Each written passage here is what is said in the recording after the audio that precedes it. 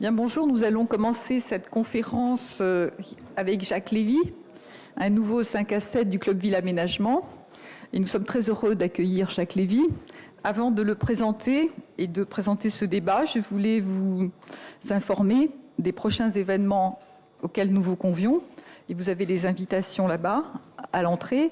D'une part, le Grand Prix d'urbanisme attribué à François Hacher, qui aura lieu le 24 novembre 2009 au Carrousel du Louvre l'après-midi et le soir, et nous espérons que vous serez nombreux avec nous, d'autant que pour ceux qui l'ont oublié ou qui ne le savent pas, le Club Ville Aménagement est une création de François Hacher qui a imaginé le lien entre la recherche et l'action urbaine, et pour ce faire, a pensé qu'il fallait réunir les grands acteurs de l'aménagement que sont les aménageurs avec la recherche et l'État, afin de faire ensemble des recherches et d'expérimenter in vivo. Donc il me semble très important de lier ces deux événements, d'autant que le Grand Prix de François Hacher a été attribué, et vous le savez peut-être pas, à l'unanimité du jury, ce qui est la toute première fois dans l'histoire du Grand Prix de l'urbanisme. J'espère que vous serez nombreux pour lui rendre hommage. Il avait vraiment voulu que cette cérémonie existe. Il avait imaginé, programmé avec moi avant son décès. Et donc, il faut vraiment être là pour échanger autour de sa pensée avec ses invités, ses amis et avec vous tous, j'espère. Dans le même esprit, je voulais vous montrer un très bel ouvrage qui a été sorti par les éditions de l'Aube sous la direction d'Alain Bourdin, qui réunit beaucoup d'écrits de François Hacher.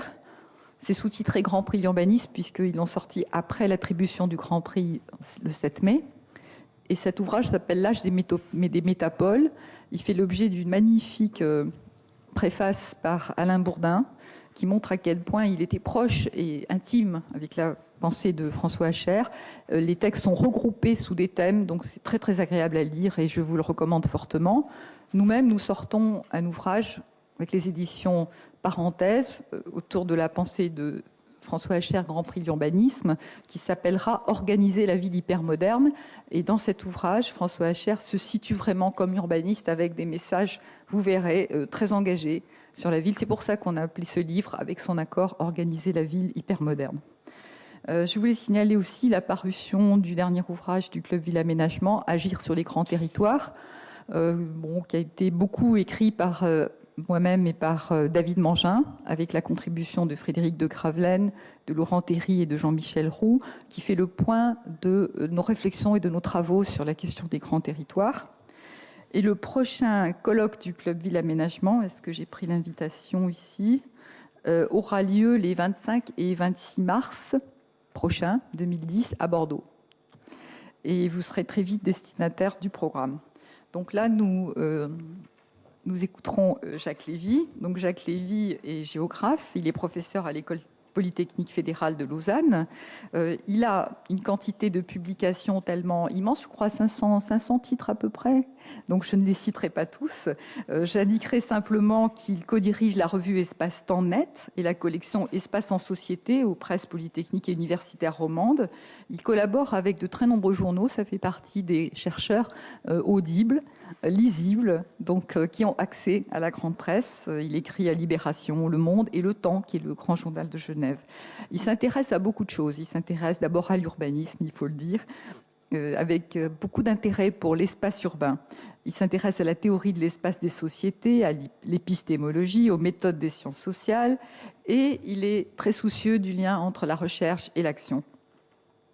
Et donc, il a publié dans de très nombreuses langues, y compris en russe, en hongrois. En hongrois, ça ne devait pas être très simple à traduire. Les plus récentes, donc on vous les a signalées dans notre invitation, L'invention du monde, The City, Échelle de l'habité, Our Inhabited Space.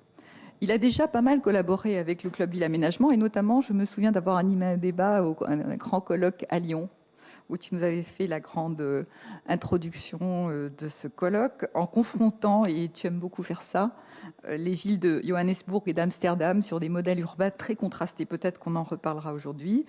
Pour moi, Jacques Lévy, c'est un amoureux de la ville, au sens de l'échange, de la rencontre, du frottement.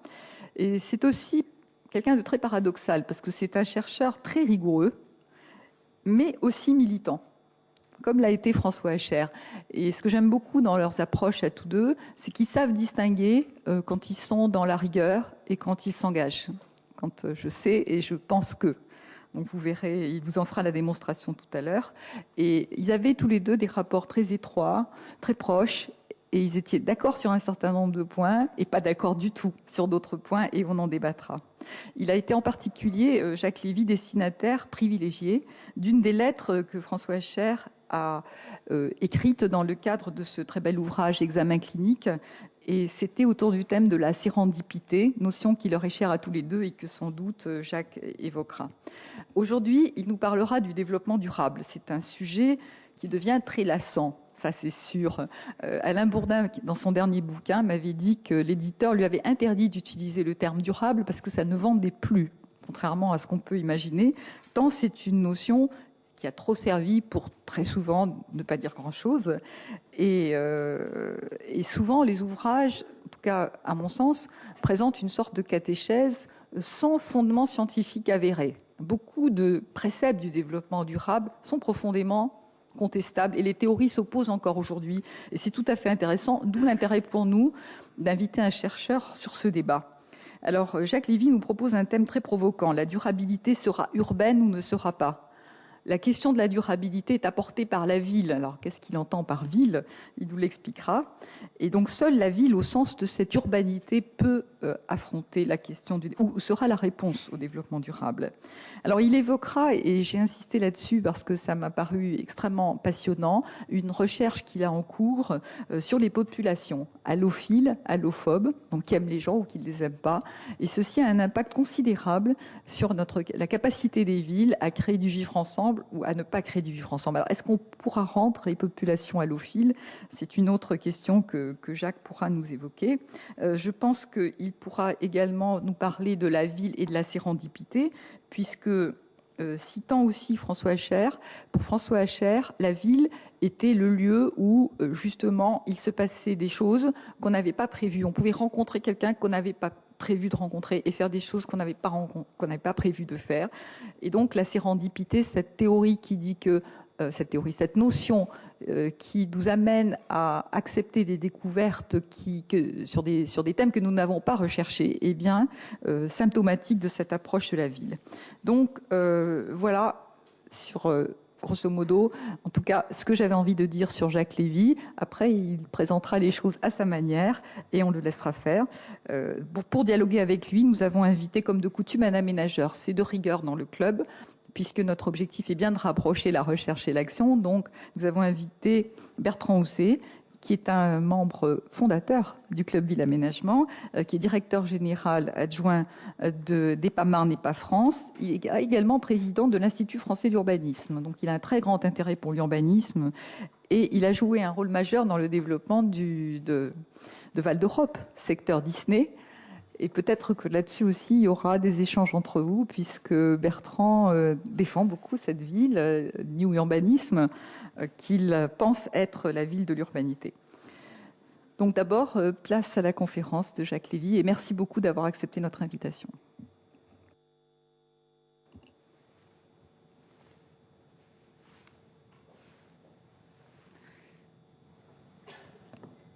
Bonjour.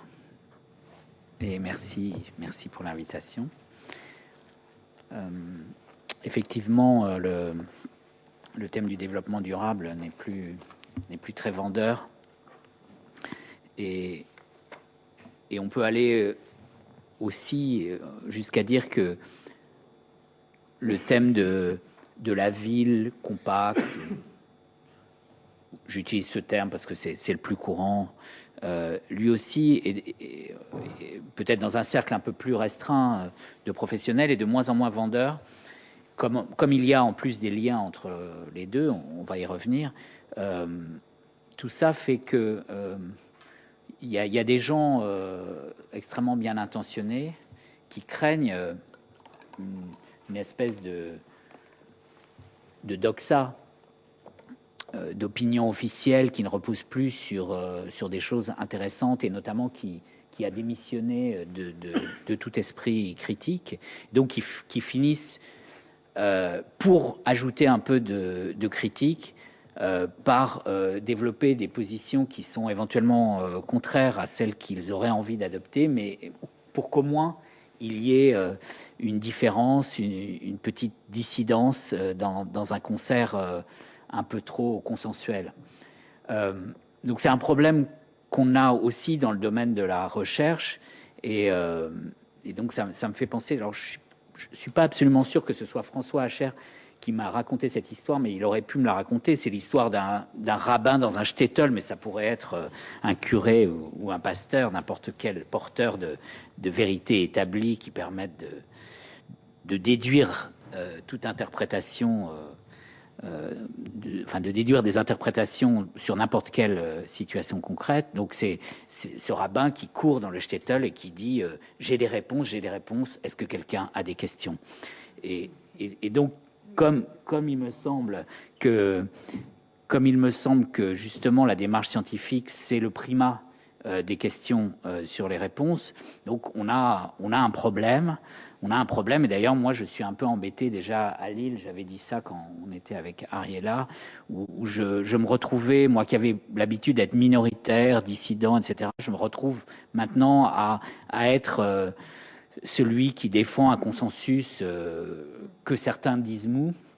Et donc là, je vais essayer de vous démontrer que, disons qu'il n'y a pas que de la mollesse dans ce consensus et qu'en fait, il n'y a pas forcément consensus sur ces questions-là. Même si, en même temps, je reconnais que il y a une dominance, il y a quelque chose qui se passe qui fait qu'un certain nombre d'idées sont en vent arrière, on pourrait dire. J'ai eu un peu l'habitude de naviguer auprès sur le même genre d'idées pendant quelques années ou décennies, et maintenant, effectivement, j'ai l'impression qu'il y a des allures portantes.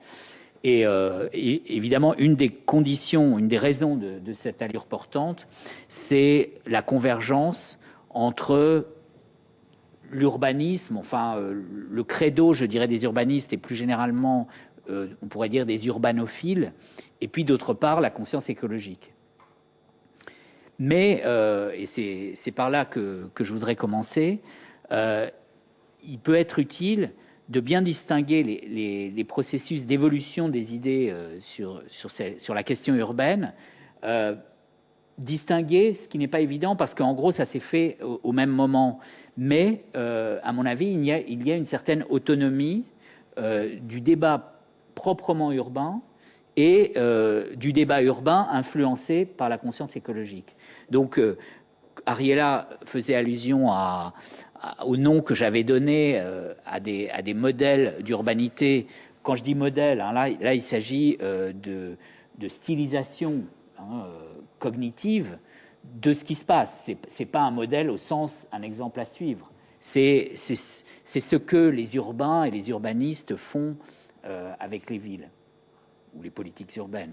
Donc j'avais appelé modèle d'Amsterdam, un modèle qu'on pourrait appeler de façon un peu plus développée le modèle de la ville rassemblée, un modèle qui assume les conséquences concrètes du choix spatial de l'urbain. Et puis j'avais appelé Johannesburg un modèle qui, au contraire, qui est plus contradictoire, qu'on peut aussi appeler le modèle de l'urbain fragmenté et dispersé, et donc qui est un modèle contradictoire parce que d'un côté on essaye de profiter des avantages de la concentration, mais on récuse un certain nombre de conséquences sur la vie en ville. Donc on récuse au fond les effets pratiques du mode de vie urbain, de la civilisation urbaine. Donc ce tableau, évidemment, très très simple, c'est pas vraiment un tableau, ce sont deux listes. L'idée du tableau, c'est simplement qu'il y avait un rapport entre les lignes. C'est-à-dire que ce sont en gros les mêmes villes où on a le maximum de densité, de compacité, d'interaccessibilité, etc. Où par exemple on a à la fois diversité des activités et mixité des populations. C'est en gros dans le même type de ville où il y a de l'espace public, des transports publics, et puis inversement, ce sont les mêmes villes où il n'y a pas tout ça. Ce que je voudrais dire, c'est que ce débat entre qu'on le pose de cette façon très simplificatrice, volontairement simplificatrice, correspondant à ce tableau, ou de façon plus nuancée. Il avait commencé d'une façon relativement autonome par rapport au débat lié à la conscience écologique. Un certain nombre de penseurs importants, comme par exemple Melvin Weber dans les années 50, ou plus récemment William Mitchell, sur une autre base, avaient annoncé la fin des villes, avait considéré que, alors Melvin Weber, c'est à cause de la mobilité automobile associée au téléphone. Au fond, il considérait que l'accessibilité maximale aux différents lieux de vie sociale ne supposait pas du tout, ne supposait plus la concentration physique des activités, mais était tout à fait possible avec une distribution aléatoire des réalités sociales sur un territoire, sur un espace, et avec des liens qui se feraient spontanément, sans organisation particulière, grâce au fait que tout le monde serait motorisé et pourrait éventuellement maximiser l'efficacité de son déplacement avec la télécommunication de l'époque, qui était plutôt le téléphone. Donc, il annonçait un non-place urban realm, donc un domaine urbain sans lieu. Et ça correspondait bien aussi, bien sûr, à des idéologies présentes en Amérique du Nord, mais aussi ailleurs. Et donc, ça faisait partie de ce type d'annonce de la fin des villes. Et puis, donc quelques décennies plus tard, donc William Mitchell avait écrit, donc est un chercheur au MIT, un architecte, un spécialiste du visuel aussi, enfin des technologies numériques. Il annonçait donc The City of Bits, donc où il disait que tout ce qu'on avait l'habitude, ou on avait eu l'habitude de faire dans des vraies villes, on pouvait le faire aussi bien et mieux sur le clavier de son ordinateur, enfin, ou sur l'écran de son ordinateur. Donc la raison logique, rationnelle, qui pouvait conduire à construire des villes était en train de s'éteindre. Donc ce ne sont pas, je cite ces deux exemples, mais il y en avait beaucoup d'autres qui n'étaient pas forcément aussi cadrés du point de vue argumentatif, mais en gros, il y avait une ambiance générale jusqu'à la fin des années 70 qui nous disait que les villes étaient condamnées, et ça s'appuyait aussi sur le fait qu'on pensait qu'il y avait un rapport entre ce qu'on voyait ou qu'on croyait voir à Los Angeles ou dans des villes de ce type très étalées comme étant l'avant-garde de la civilisation, de la productivité, des nouvelles technologies, et le fait donc que c'était un certain type de ville ou d'espace urbain qui allait à l'encontre de la ville compacte telle qu'on avait pu l'observer en Europe avant, enfin jusqu'au moment de la ville industrielle, pensait-on. Et comme on voyait aussi des signes dans les villes européennes d'accompagnement, enfin de suivi avec un certain retard de ce qu'on pensait être le modèle de Los Angeles, du coup on s'attendait, même sans le souhaiter, beaucoup de gens disaient oui, j'aimerais bien que, mais c'est pas ce qu'on va observer. En fait, toutes les villes vont ressembler à Los Angeles. Et d'ailleurs, ils n'ont pas eu complètement tort dans cette prévision. C'est vrai que ce mouvement a existé, le mouvement de l'étalement urbain, le mouvement de la périurbanisation, comme on le dit en Europe. Et puis, il n'a pas complètement disparu, d'ailleurs. Il continue. On peut même dire qu'en masse, il est plus important que jamais. Ça peut se discuter, mais en tout cas, c'est sûr qu'il n'a pas complètement disparu, c'est le moins qu'on puisse dire. Mais néanmoins, comme souvent dans les processus d'innovation, ce qu'on peut observer, c'est qu'il y a des centres d'émission de messages contradictoires avec celui-là qui sont apparus dans le milieu des professionnels de l'urbanisme, et ça m'a personnellement beaucoup impressionné, parce que c'est des gens qui souvent écrivent peu de livres, qui ne sont pas des théoriciens sur deux, beaucoup moins que les grands architectes médiatiques, et qui ont fait tranquillement, assez discrètement, une critique du mouvement moderne en urbanisme, sans forcément d'ailleurs critiquer tout autant le mouvement de l'architecture moderne, et à mon avis, ils ont eu raison de distinguer les deux. Et du coup, ils ont peu à peu construit une nouvelle manière d'agir, puisque leur problème, c'était de construire des instruments pour l'action, et des instruments de pensée donc, qui ont été lentement exportés vers d'autres secteurs politiques, par exemple, hein, notamment en Europe, parce que les politiques se sont rendus compte qu'il y avait des problèmes avec les tendances spontanées qui se manifestaient dans le monde urbain, que ça allait éventuellement leur créer des difficultés comme gestionnaire, je dirais, de l'être ensemble. Hein, et donc, il y a eu une connexion, une percolation de ces deux milieux, et puis les milieux scientifiques, hein, qui n'ont pas spécialement été à l'avant-garde, d'ailleurs, je dirais, dans ce domaine. Ils ont plutôt été suivistes par rapport aux urbanistes. En tout cas, moi, je dirais ça de mon propre parcours. Je dirais qu'heureusement que j'ai pu apprendre des urbanistes de terrain, parce que ça m'a permis d'unifier dans ma tête des choses qui étaient dispersées. Et puis, ces nouvelles idées ont commencé à se manifester sur le terrain. Alors, peut-être d'ailleurs, on pourrait dire, ce mouvement, il a commencé avec la patrimonialisation des centres des villes européennes. Hein.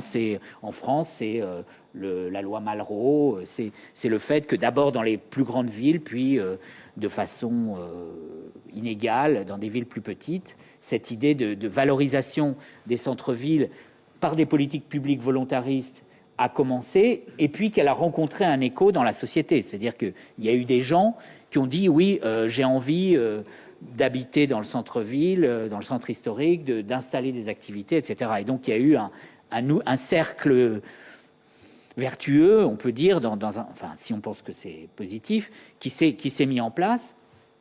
Bon, vous connaissez l'histoire. Et puis, il y a eu aussi le fait qu'en Amérique du Nord, ce débat aussi s'est installé, et dans les conditions particulières de l'Amérique du Nord, qui ont présenté, à mon avis, deux conditions favorisant l'accélération rapide du phénomène.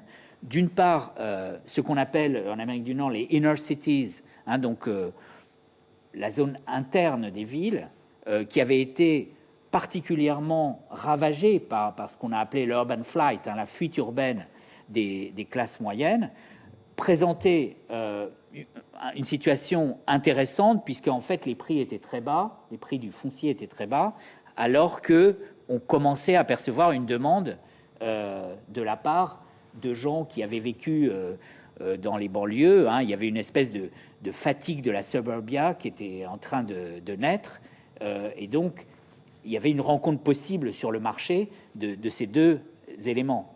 Et puis, deuxième élément accélérateur, c'est le fait que dans le système des villes américaines, l'effet patrimoine est relativement faible, donc le freinage consistant à empêcher de changer quoi que ce soit, hein, qu'on observe finalement en Europe, quel que soit l'âge du bâti, joue moins en Amérique du Nord. Donc c'était possible de changer la situation relativement vite. Et donc c'est ce qui s'est passé de façon inégale selon les villes, mais quasiment dans toutes les grandes villes des États-Unis et du Canada, avec parfois donc des éléments qui ont été encore des boosters supplémentaires, comme le fait que dans une très grande ville comme Chicago, il y avait un immense espace libre à toute proximité du loop, donc du CBD de Chicago, ou autre phénomène accélérateur, dans une ville comme Vancouver, ou en général dans les villes du nord de la côte ouest, où la présence d'une culture urbaine asiatique favorable à la densité a favorisé la mutation, un phénomène d'ailleurs qu'on observe aussi à Sydney, en Australie, enfin dans les villes australiennes en général, où la population d'origine chinoise est un élément très, très dynamique pour favoriser le basculement de la culture urbaine vers la densité et la mixité des usages. Voilà, donc ce que je veux dire simplement, c'est que tout ça, c'était quand même déjà passé. Et qu'on peut considérer qu'il y avait eu une réouverture. Et moi, finalement, quand je débattais avec des collègues ou des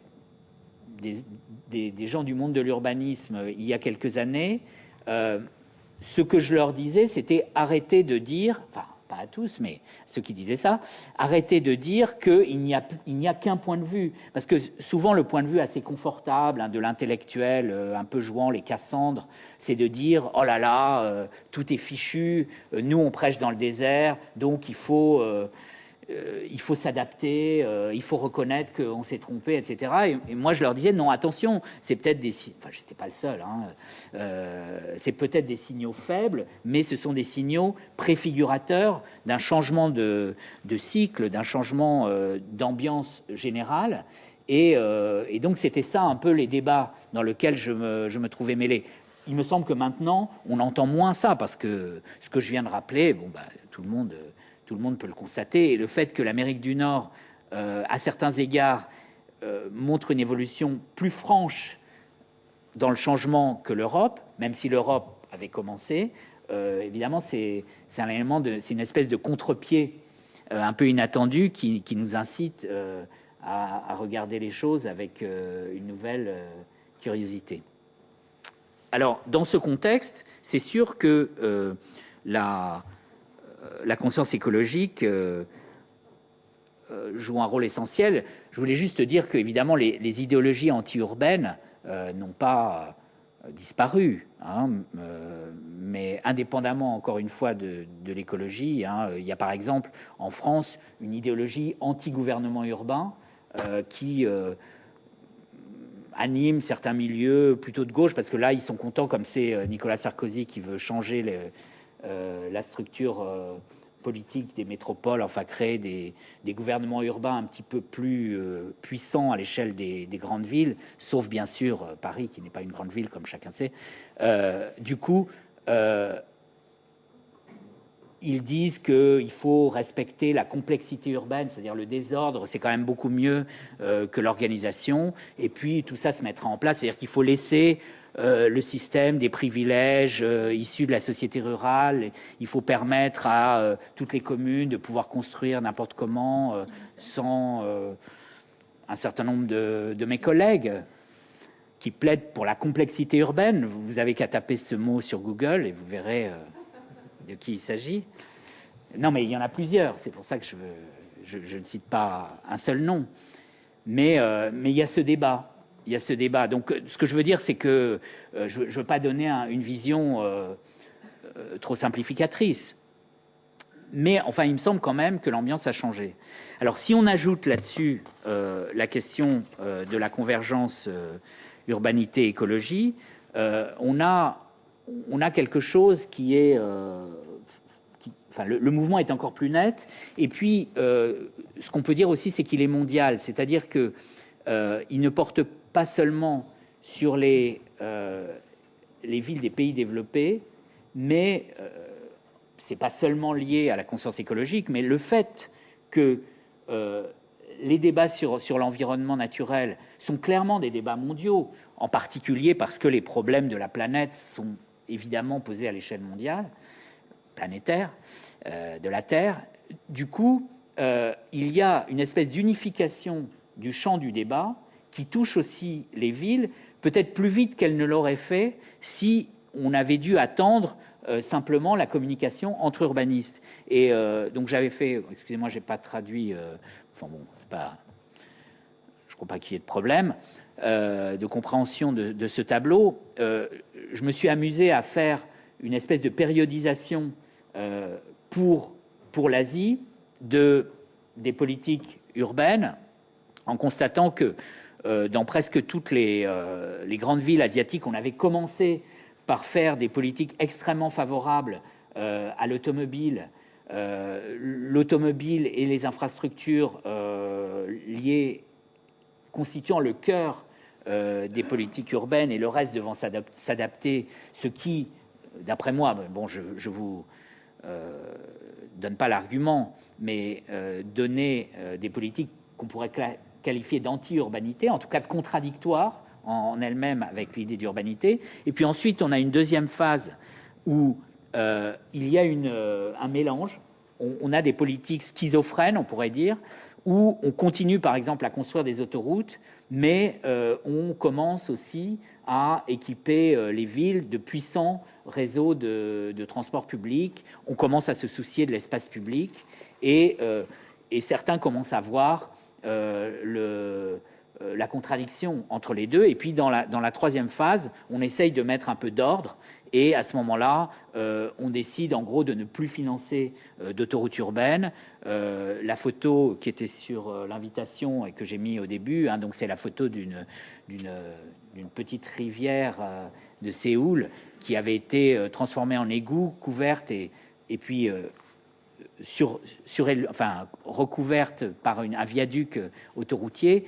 Et il y a quelques années, qui n'avait pas tellement de temps derrière lui, puis c'était une vingtaine d'années. Séoul avait une centaine de milliers d'habitants en 1900 et on a 23 aujourd'hui, millions. On a 23 millions aujourd'hui. Donc tout ça était récent. Et déjà, on a commencé à supprimer finalement ce qu'on avait construit 20 ans avant. Et là, j'ai vu qu'à Shanghai, dans la perspective de la préparation de l'Expo 2010, on a abattu un morceau d'un viaduc autoroutier qu'on avait construit il n'y a pas très très longtemps pour faciliter la connexion entre deux morceaux du centre. Et puis finalement, je me suis aperçu que cette périodisation, elle marchait en fait aussi pour l'Europe et pour l'Amérique du Nord, même si le phasage peut être un petit peu différent. Donc là, je pense que on ne peut plus, quand on parle de cette périodisation, ignorer le fait que la conscience écologique a joué un rôle dans le changement d'ambiance à propos des questions urbaines.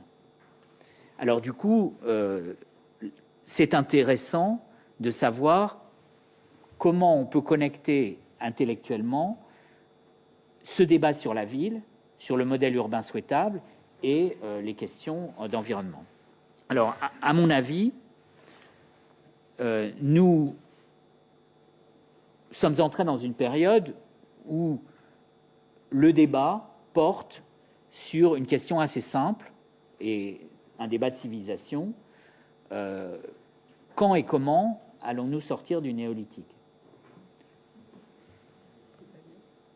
Donc nous sommes encore au néolithique, c'est-à-dire nous sommes dans une période de l'histoire de l'humanité qui combine prédation et production. Nous ne sommes plus au paléolithique, enfin presque plus. Nous venons d'en sortir en 2008 à propos de la pêche, puisque pour la première fois, l'aquaculture a produit plus de produits alimentaires que la pêche. Donc ça nous aura pris quand même longtemps pour sortir du paléolithique dans notre rapport à l'eau, douce ou salée.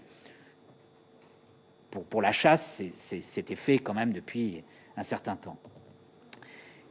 Mais la question est de savoir si nous sommes capables ou nous avons envie d'inventer un troisième mode de production, on pourrait dire, consistant à être capable de produire sans prédation, ou en tout cas avec un niveau de prédation tel que la reproduction de nos moyens de production l'emporte sur leur destruction. Et là, il me semble qu'on a trois grandes approches qui structurent, je dirais, le débat public aujourd'hui. Donc, il y a un paradigme agro-industriel qui est celui qui a dominé dans la période précédente et qui est en crise, mais qui n'a pas forcément complètement disparu parce que il y a des tenants de ce paradigme qui considèrent qu'on peut faire confiance, je dirais, à l'humanité pour ne pas se poser le problème pour le moment, mais de trouver des solutions au fur et à mesure, et donc de rester dans dans ce moment néolithique sans s'imposer d'en sortir à marche forcée, parce que la logique de notre relation à la nature fera qu'on trouvera les solutions quand le problème se posera. Il ne se pose pas vraiment encore, et quand le problème se posera, on trouvera les solutions. Et puis, au sein de ce qu'on peut appeler l'univers de la conscience écologique, il y a, à mon avis, deux approches qui sont assez différentes, celle que j'appelle néonaturaliste et celle que j'appelle humaniste post-matérialiste.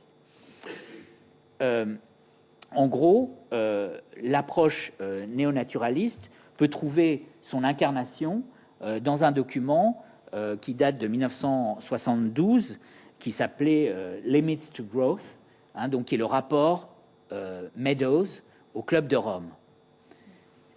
Alors que le troisième, enfin ce que j'ai appelé le modèle post-matérialiste, lui, il trouverait plutôt son expression fondatrice dans le rapport de Gro Harlem Brundtland, donc qui s'appelle Our Common Future, et qui a été émis par les Nations Unies en 1987. Dans une vision un peu simple, on aurait tendance à dire que ce sont des variantes de la même chose. Et donc, à mon avis, c'est une erreur. Et donc, en fait, ce que je vous disais au début, c'est que, à mon sens, le paradigme du développement durable est beaucoup plus cassant et beaucoup plus clivant qu'on ne pourrait le croire, notamment en ce qu'il affirme que croissance économique, cohésion sociale et respect de l'environnement ne sont pas des antinomies qu'il faudrait mettre en tension, ce qui est souvent ce qu'on en retient, mais que ce sont en fait des logiques qui sont fondamentalement compatibles, que ce sont en fait trois manières différentes de voir ce qu'on peut aujourd'hui appeler le développement. Que faire bien du développement, c'est respecter l'environnement.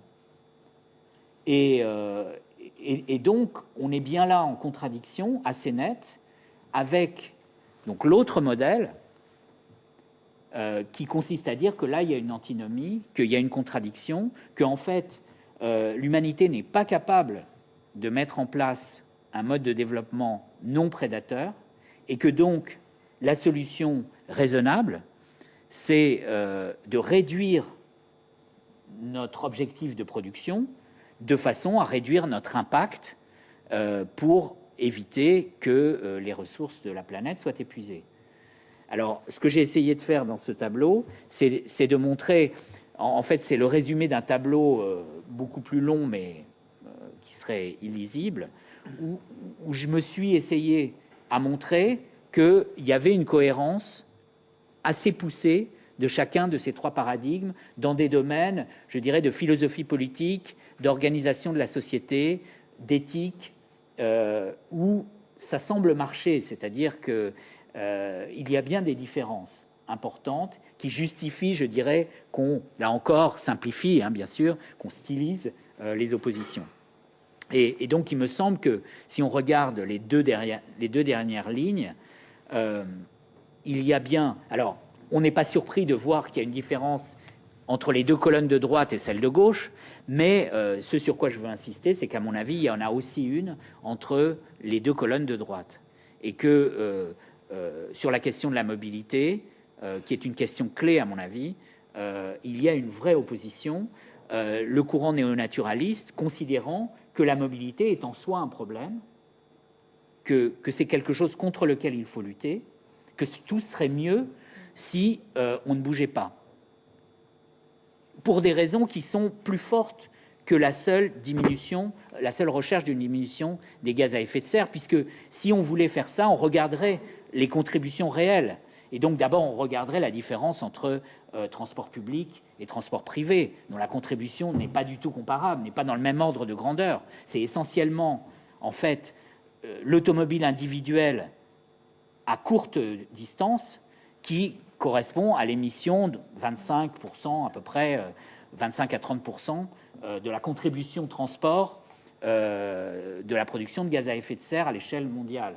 Donc si c'était ça le problème, ça serait plutôt un appel à développer les transports publics, qui peut être aussi présent, bien sûr, dans les demandes écologistes, mais qui à ce moment-là se rattache plutôt à la colonne de droite. Mais en revanche, on a bien un discours qui est directement orienté contre la mobilité. Donc, par exemple, mobilité pour ce qui est du commerce de biens alimentaires, de produits alimentaires, qui représente à peu près 1%, l'essentiel du transport de produits agricoles représente 1% à peu près, enfin essentiellement fait par bateau, et représente à peu près donc une petite partie, disons, déjà de la petite partie de la contribution des transports maritimes à l'émission de gaz à effet de serre.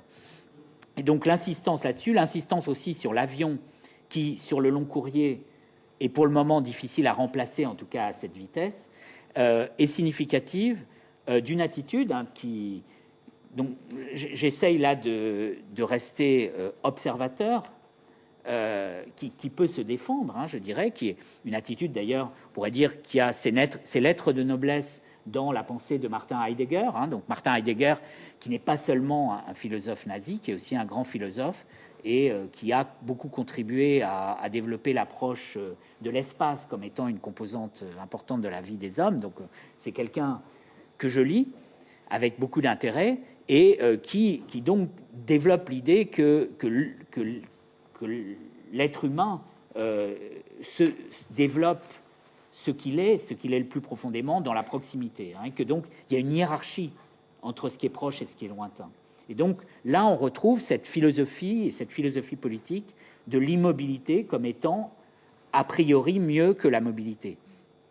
Au contraire, dans l'approche post-matérialiste humaniste, on va avoir l'expression d'un droit à la mobilité comme étant plus qu'un droit d'ailleurs, le droit d'aller et venir, hein, comme étant, c'est quand même un des droits de l'homme posé dans toutes les déclarations des droits de l'homme. Hein, donc toucher à ça, c'est quand même assez sérieux. Et ça, justement, le courant néo-naturaliste n'est pas trop gêné d'y toucher, ce qui prouve qu'il a une autre inspiration.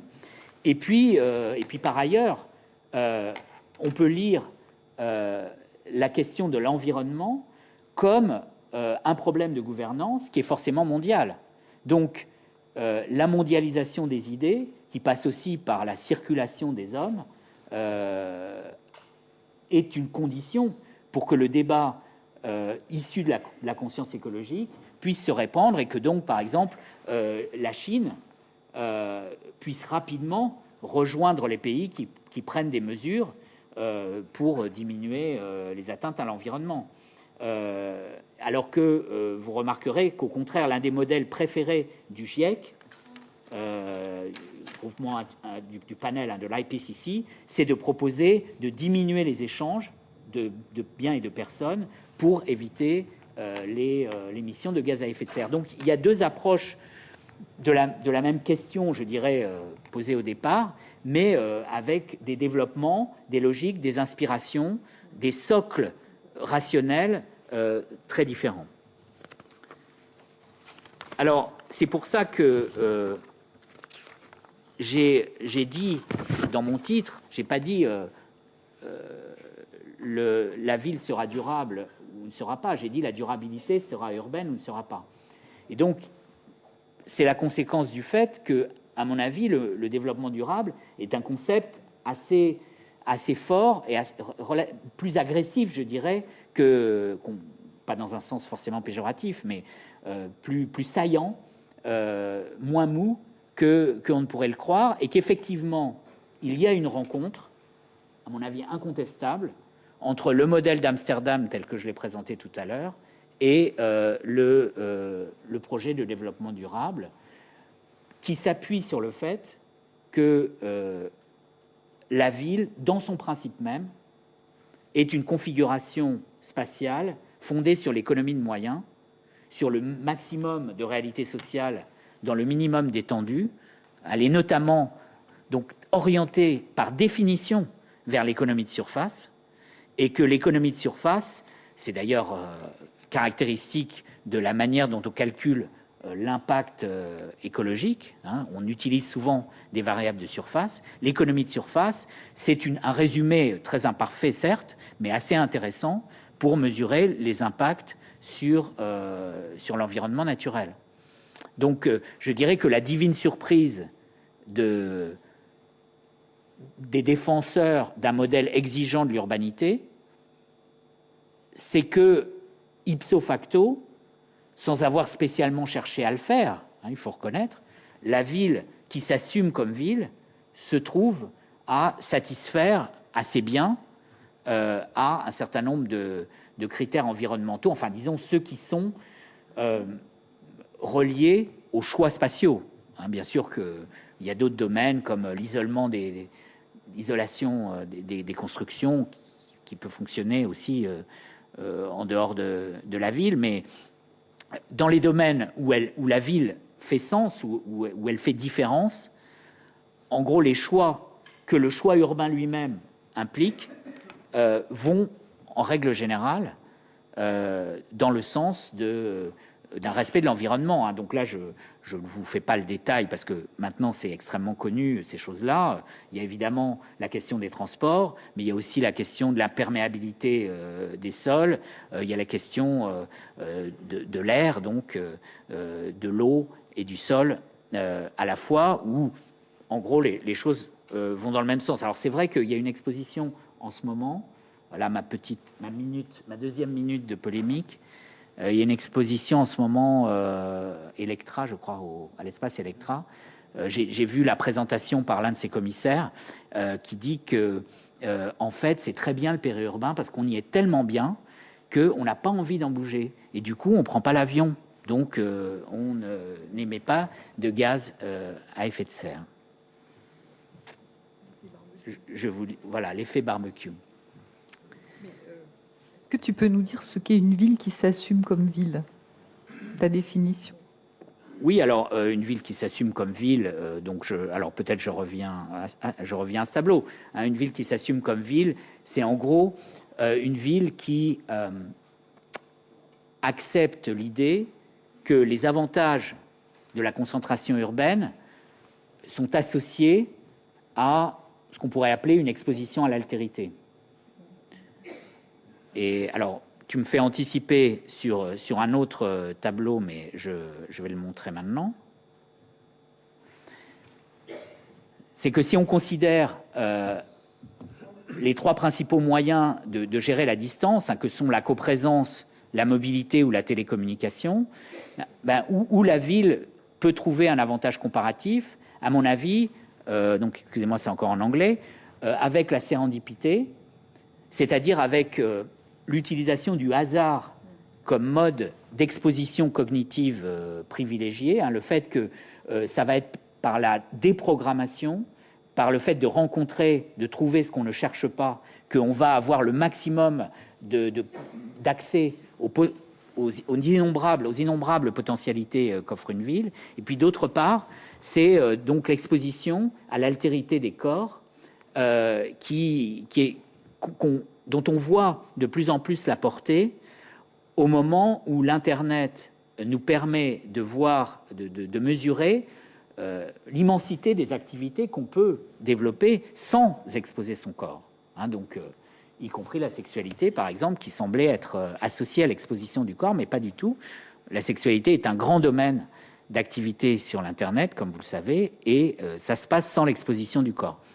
Donc, effectivement, ça serait ça ma réponse, ça serait de dire qu'il y a, je dirais pas un prix à payer, parce que ce prix, on peut considérer qu'il ajoute du positif, mais le prix à payer du point de vue de ceux qui ne sont pas convaincus que c'est positif, c'est par exemple créer une vulnérabilité de l'individu, une implication dans les liens faibles qui se produisent dans l'urbain, notamment dans l'espace public, une mise sous la protection de l'ensemble de la société, de chaque individu.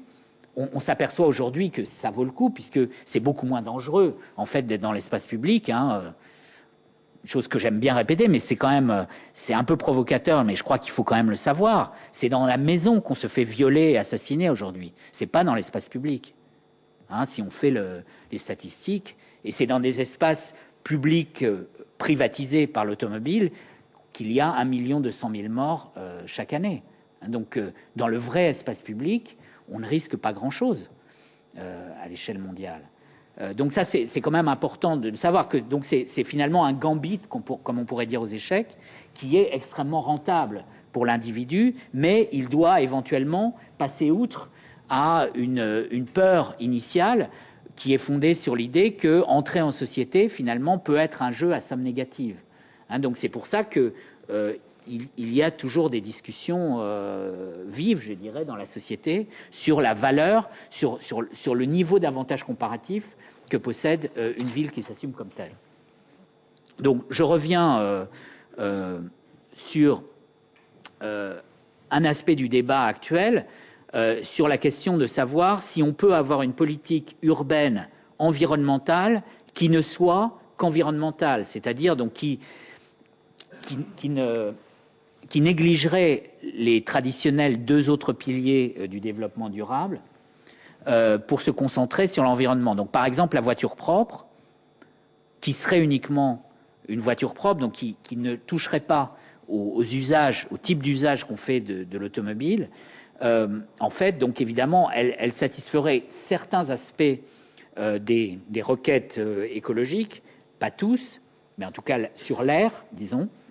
Mais en revanche, elle resterait intacte les processus de ségrégation qui sont en partie liés à un modèle d'habitat dans lequel l'automobile joue un rôle. Historiquement, hein, c'est pas obligatoire en soi, mais de fait, si on ne change rien d'autre que le mode de propulsion des automobiles, on n'est pas dans la cible du développement durable, c'est clair.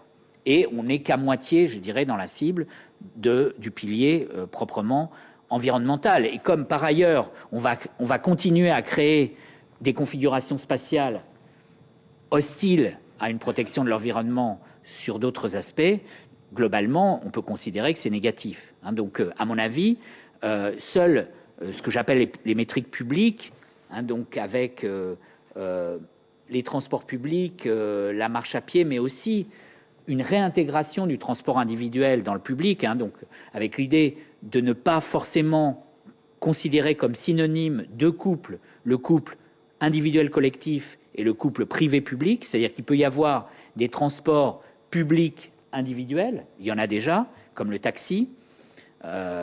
François Hacher avait organisé un très beau colloque à Lisbonne sur les taxis, et enfin, moi qui m'a bien aidé à comprendre que le taxi, c'est finalement une espèce de préfiguration du grand éventail de transports publics individuels dont on connaît certains, mais dont sans doute certains restent à inventer, de covoiturage, d'autopartage, etc. Et donc, ce qui compte, en fait, c'est de considérer la mobilité comme un bien public et de voir comment ce bien public peut s'articuler avec d'autres biens publics et peut être lui-même cohérent sans entrer dans des antinomies à l'intérieur de lui-même. Donc il me semble que là, il y a quelque chose, il y a un axe de développement considérable pour la recherche comme pour l'action que nous sommes invités à explorer. Alors, Ariella m'avait demandé de développer ces mots incompréhensibles que sont allophile et allophobe. Donc, le lien avec ce qui précède, c'est que moi, ce qui me frappe en ce moment, mais peut-être parce que, enfin, c'est peut-être le fait de ma paresse intellectuelle, mais j'ai l'impression qu'il y a un certain nombre de choses qui étaient séparées les unes des autres et qui se mettent en ligne, qui se mettent dans le même axe, sans qu'on ait besoin de les brutaliser pour l'obtenir. Et donc, une de ces dimensions, c'est le fait que j'ai remarqué dans différentes enquêtes que j'ai menées ou que j'ai lues chez d'autres chercheurs que les images, les modèles que les individus, que les habitants ont dans la tête sont très importants pour prévoir ce qu'ils vont faire et que ce qu'ils vont faire a une grande importance sur la situation générale d'une ville. Et donc j'ai voulu vous vérifier une hypothèse, qui était l'hypothèse suivante, c'est qu'on imagine que les individus sont les acteurs principaux de la dynamique urbaine, agissant sous contrainte, bien sûr, c'est-à-dire contrainte de leur localisation initiale, de leurs revenus, du type de famille qu'ils ont choisi, enfin de ménage qu'ils ont choisi de développer, enfin bon, un certain nombre de choses qui sont, disons, réalistes par rapport aux villes contemporaines. mais on dit que c'est eux les acteurs. Donc on met en retrait les grands acteurs publics ou privés, et on regarde comment la ville change en fonction de leur action. Et là, pour simplifier encore, on s'est intéressé uniquement à leur choix résidentiel. Donc on s'est demandé, en fonction d'idées de la localisation idéale qu'ils ont en tête, qu'est-ce qu'ils vont faire et qu'est-ce que ça va donner. Donc on a pris en réalité 3 situations, mais je vais vous en montrer que 2, enfin 3 configurations mentales. La première, donc, c'est les allophiles, c'est-à-dire ceux qui acceptent qu'il y ait dans leur environnement résidentiel des gens qui sont différents d'eux et globalement moins bien socialement qu'eux. Donc là, on a pris, pour simplifier, des critères de revenus. Et puis les allophobes, c'est le contraire, c'est des gens qui ne supportent pas d'avoir une moyenne du quartier inférieure à la leur, et donc ils vont déménager si ça se rapproche, si c'est pas au moins comme eux. Et puis on avait aussi identifié un autre modèle stratégique, qui était le modèle des ascendants, c'est-à-dire des gens qui veulent absolument monter de quartier, qui n'ont pas tout à fait la même approche que les allophobes, même s'ils s'en rapprochent. Alors, donc je vais vous montrer simplement allophiles et allophobes. Donc là, c'était une situation de départ où vous avez différents types, les couleurs correspondent à différents types de quartiers. Je ne développe pas pour le moment, mais si vous voulez, ensuite, je vous en dirai plus. Donc, si on développe, on fait des itérations, on a fait un modèle de simulation, formalisé, mathématisé, et donc là, on suppose qu'il y a une grande majorité d'allophiles, et donc voilà ce que ça donne au bout d'un certain nombre d'itérations. Donc ça fait en gros une ville compacte, et puis au contraire, si on compose la population d'une grande majorité d'allophobes, ça fait une ville étalée et fragmentée, sans qu'on ait besoin, encore une fois, d'intervenir. Alors, on a aussi raffiné un peu notre modèle en faisant intervenir à certains moments des itérations, des actions publiques de 2 façons, soit en avantageant les familles, c'est-à-dire en diminuant le coût du logement dans les zones centrales pour ceux qui ont des enfants. Et puis, on a aussi subventionné les zones les plus chères pour que les gens les moins aisés puissent habiter dans les zones où le foncier est le plus élevé. Alors, je vous passe les détails, mais en gros, ce qui apparaît assez clairement, c'est que ces 2 mesures peuvent aider dans une situation d'allophilie majoritaire, mais qu'elles n'empêchent pas ce type de modèle de se réaliser malgré des mesures éventuellement assez musclées, volontaristes, de politique publique en faveur des enfants et en faveur de l'accès aux centres. Donc d'ailleurs, cet exemple, c'est avec une aide publique. Et donc, bon, bien sûr, faut regarder comment on a réglé nos curseurs.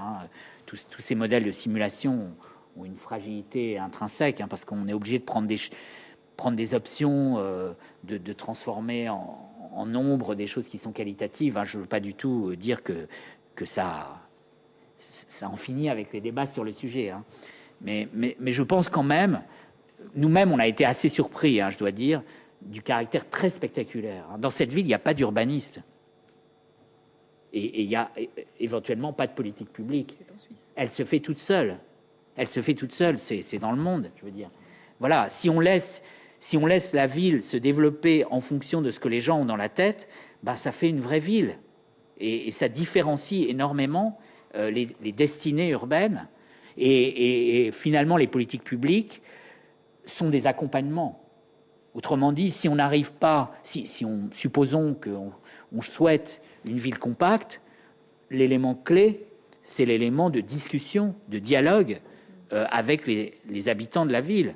Et donc, ça conforte dans l'idée que certains ont compris, quand même depuis un moment, que la démocratie participative, c'est pas la cerise sur le gâteau, c'est pas un truc pour faire joli, c'est même pas seulement un truc pour que les politiques publiques soient acceptées et passent. C'est simplement le lieu essentiel où se fabrique la ville, en collaboration, en coproduction entre les habitants ordinaires et les autres acteurs de la gouvernance. Alors, je reviens un tout petit peu en arrière pour dire, et ça sera, ouais, je m'approche de ma conclusion. Si on prend toujours l'exemple de la mobilité et que on regarde ce que les trois modèles précédents, sur les trois paradigmes sur le rapport à la nature peuvent donner, donc on va avoir dans un cas plutôt la mobilité publique, modèle post-matérialiste, dans un autre plutôt l'immobilité et dans l'autre plutôt la mobilité privée dans le paradigme agro-industriel. Alors, il me semble que c'est intéressant, si on veut coller d'un peu plus près au réel débat public, de voir des compositions d'alliances qui sont plus souvent que les versions les plus caricaturées, ce qu'on peut effectivement constater dans le débat public. C'est-à-dire qu'on peut imaginer de temps en temps des alliances entre les partisans de la mobilité publique et les partisans de la mobilité privée dans le droit à la mobilité. Par exemple, François Hacher et moi, on était assez d'accord pour dire que le droit à la mobilité, c'était important. Mais là, donc, je prends ma casquette de militant dont Ariella a parlé. Moi, je suis plutôt pour la mobilité publique et François Hacher avait l'habitude de dire que la voiture, c'était comme la salle de bain. Le temps des bains-douches était terminé et maintenant, chacun avait le droit à sa salle de bain, donc chacun avait le droit à sa voiture, ce qui me paraissait un raccourci un peu discutable. Donc, on n'était pas d'accord là-dessus. Mais en revanche, sur le droit à la mobilité, on se rejoignait. La mobilité douce, c'est une expression, à mon avis, discutable, parce qu'elle laisse penser que la mobilité publique est moins rapide que la mobilité privée, alors qu'en fait, elle n'est moins rapide que dans une ville construite pour la mobilité privée. Dans une ville construite pour l'automobile, effectivement, comme Los Angeles, on va plus vite en voiture, c'est clair. Mais cette ville, par contre, a des contraintes de croissance à condition, enfin, si l'objectif est d'éviter la déchirure de l'espace urbain, qui fait qu'elle ne peut pas grandir indéfiniment. Alors qu'au contraire, donc ce qui explique que, c'est difficile de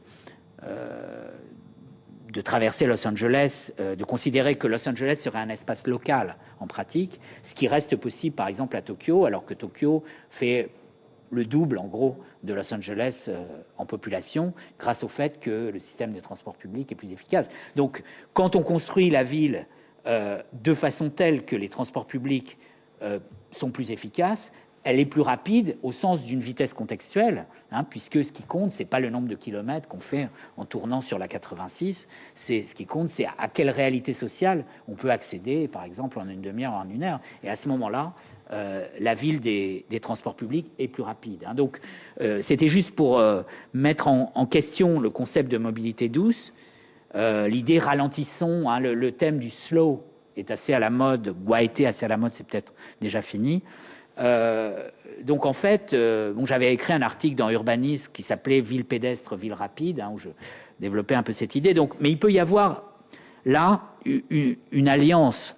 Et puis le troisième type d'alliance, de composition, je dirais, des points de vue, c'est finalement dans un paradigme néonaturaliste assez dur, très anti-urbain, qui consiste à dire qu'il faut se disperser pour pouvoir chacun avoir, par exemple, son espace cultivable, ses sources d'énergie autonomes. Donc, du coup, on sort des villes et à ce moment-là, comme de temps en temps, il faut quand même se relier les uns aux autres, on doit absolument utiliser des voitures individuelles parce que le système de transport public ne va pas être rentable dans un espace organisé comme ça. Donc on retrouve le modèle de Melvin Weber avec l'idée du 4x4 pour nourrir le paradigme écologique.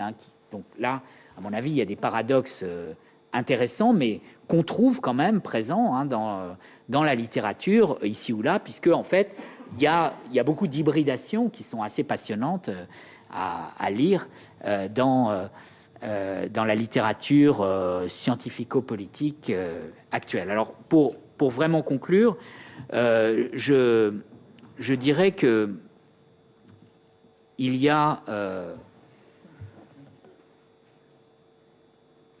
conclurai sur 2 points. Premièrement, un éloge des bobos qui illustre cette carte. Donc cette carte, c'est la carte des revenus. On ne peut plus la faire maintenant parce que les iris, je crois qu'on les a plus. C'était avec le recensement de 1999, on avait des données voilà, mais je ne sais pas si on peut avoir des données actualisées à l'échelle des iris. Donc si c'est possible, dites-moi comment on peut les avoir.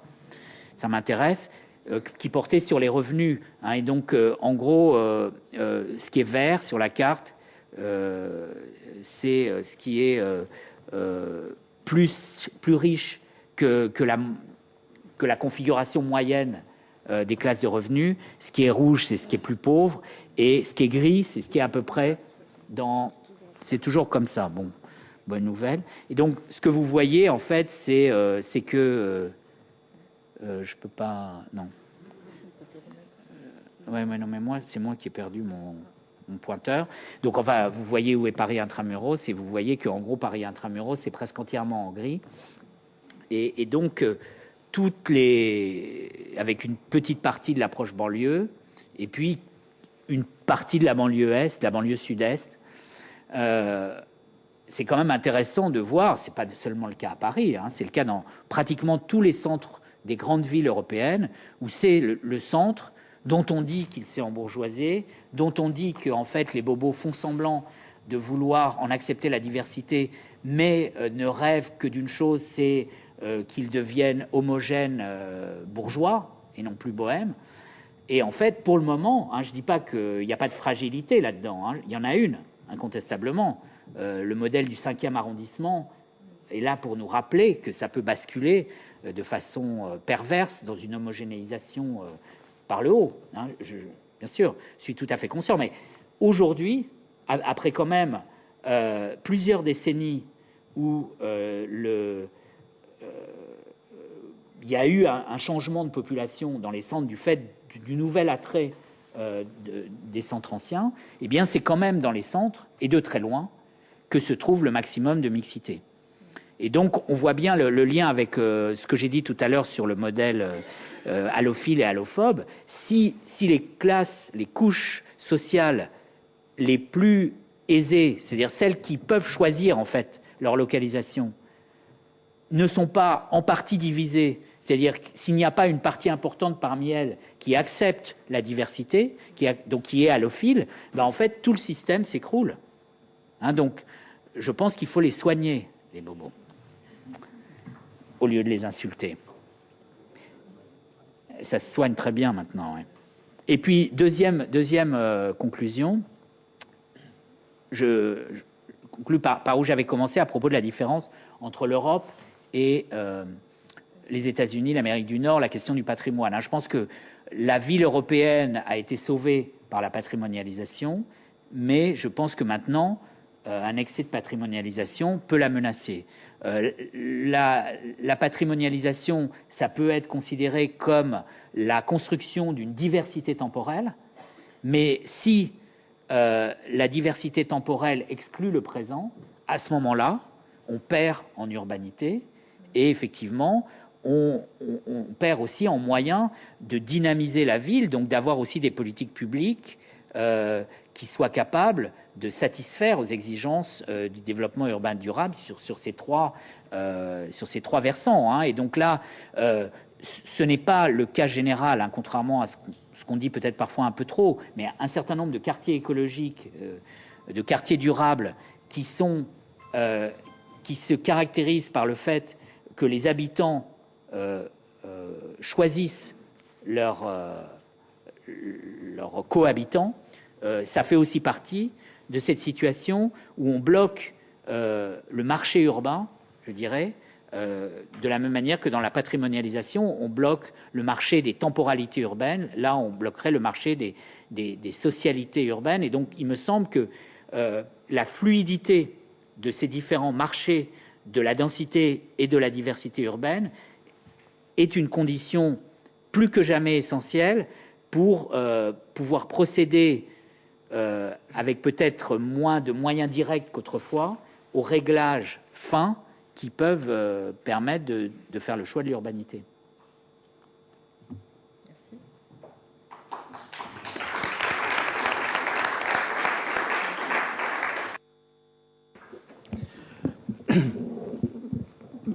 Pour un aménageur, pour un modeste aménageur comme moi, ces propos sont extrêmement stimulants et ils nous renvoient je dirais, au travail, au métier qui est le nôtre, qui est de contribuer à fabriquer la ville et au travers de ce très brillant exposé, deux grandes questions nous sont renvoyées.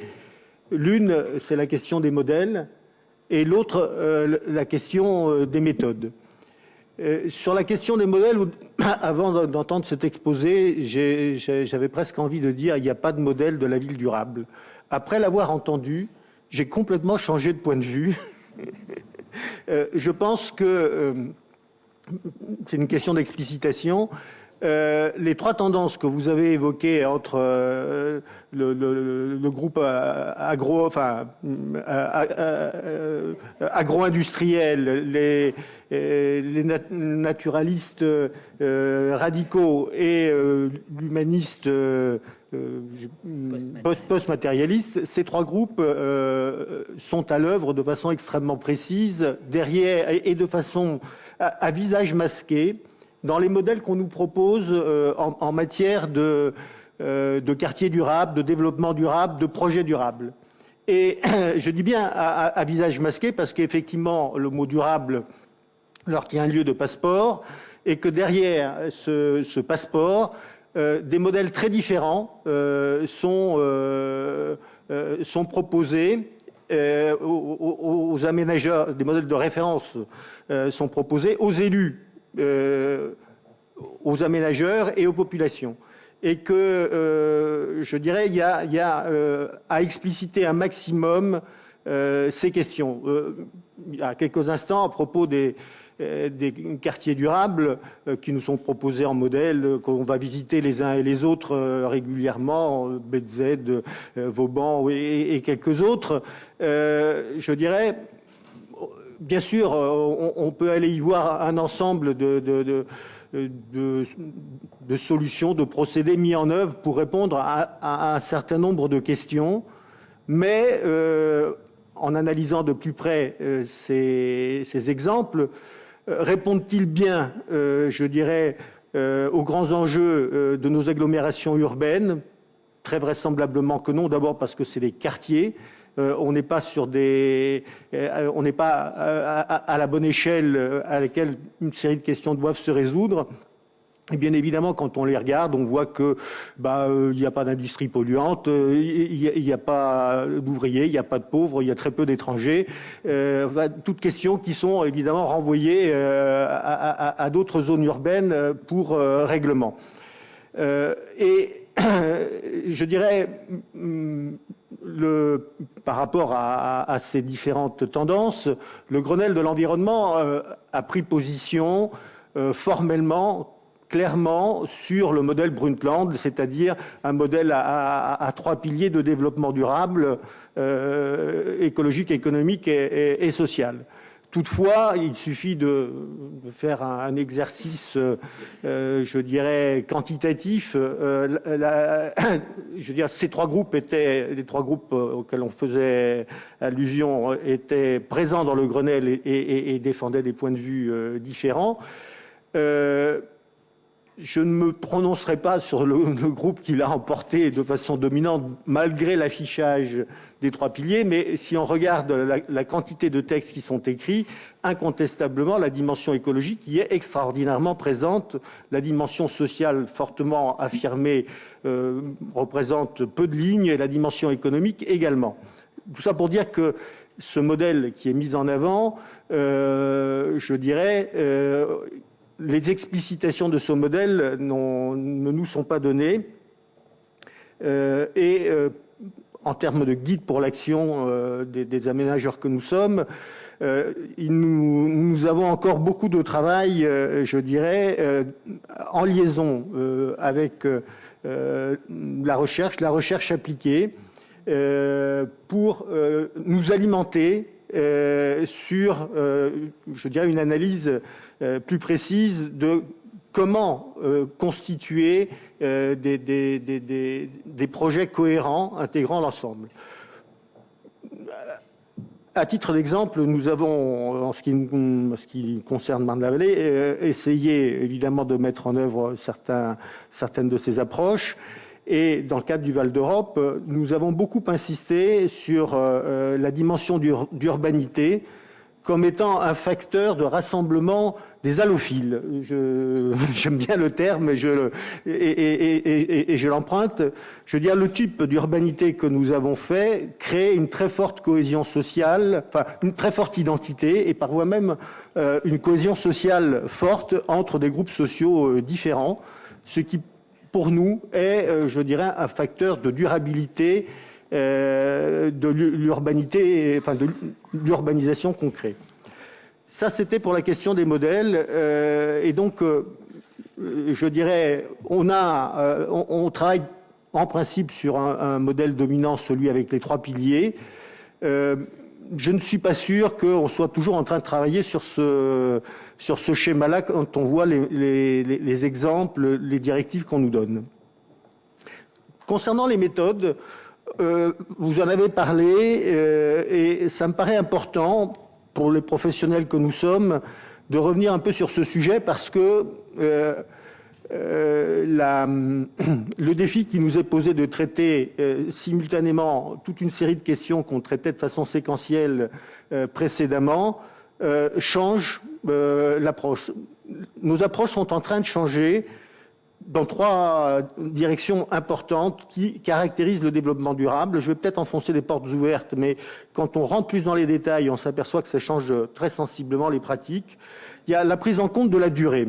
La prise en compte de la durée, ça va évidemment avec la notion de développement durable, mais la durée, c'est à la fois le passé, la dimension patrimoniale, la dimension de recyclage, c'est le futur au travers je dirais, d'objectifs de progression qu'on se donne, d'indicateurs qu'on met en place et d'une évaluation qu'on s'attache à mettre en place pour, je dirais, dans la durée, appréhender, je dirais, les progrès en sortant, je dirais, du mythe du progrès continu lié à des prototypes qu'on n'arrêterait pas de développer comme ça a pu être fait dans le passé. La prise en compte de la gouvernance comme facteur de mobilisation est un élément qui me paraît également important. La gouvernance, là encore, c'est un mot valise. Il faut voir ce qu'on met derrière. Celle auquel je me référais, c'est plutôt la gouvernance à 5 utilisée dans le cadre du Grenelle, qui est, je dirais, là encore de façon un peu crue, une façon d'échapper au monopole de la représentativité qu'exercent souvent les élus, au regard de l'approche des questions que nous avons à traiter, et je dirais également monopole parfois partagé avec quelques associations représentatives. L'idée d'avoir dans cette gouvernance, je dirais, des élus, bien évidemment, des associations, des représentants du monde économique et des scientifiques, du monde économique et social et des scientifiques, nous paraît un élément majeur de la mobilisation nécessaire à la mise en œuvre d'objectifs urbains ambitieux. Et c'est un élément, je dirais, nouveau, qui se met en place, vaille que vaille, sous cette directive, en quelque sorte, de mettre en place des gouvernances accompagnant les démarches de développement durable. Et enfin, une troisième question méthodologique qui a des conséquences pratiques importantes, c'est la question de la transversalité des approches. Transversalité bien sûr pluridisciplinaire, mais la pluridisciplinarité, c'est pas nouveau, elle existait, on essayait de la pratiquer.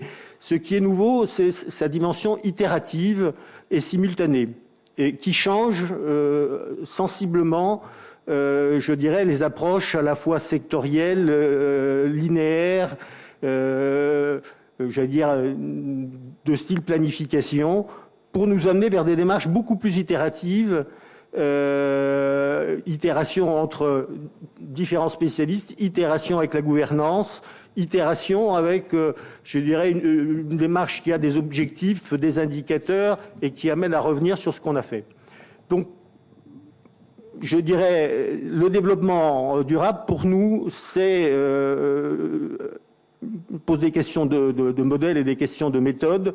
Ces questions de modèles, vous avez surtout focalisé sur ce point, mais au travers de diverses, j'allais dire, digressions de votre exposé, j'ai repéré et essayé de pointer pour nous des questions de méthode, parce qu'elles sont indissociables, je dirais, de cette approche développement durable.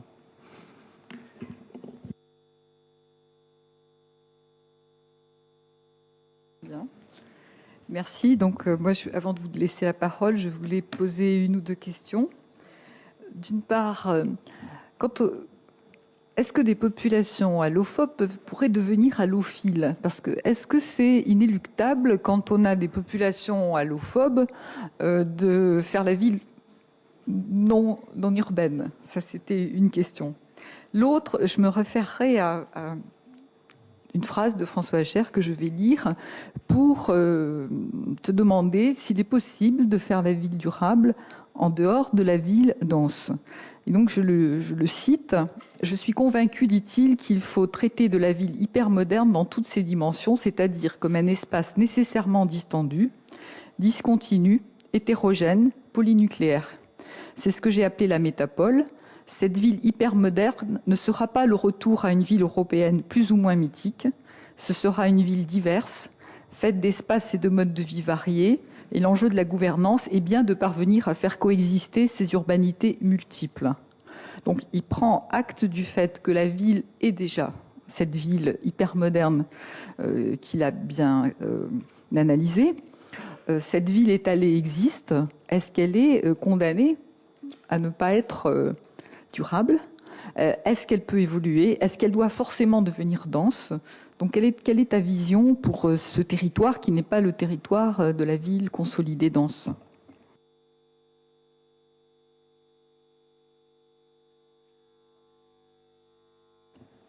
Je pense que le caractère allophile et allophobe n'est pas génétique. Donc, ça peut se transmettre de façon héréditaire, mais par l'éducation essentiellement.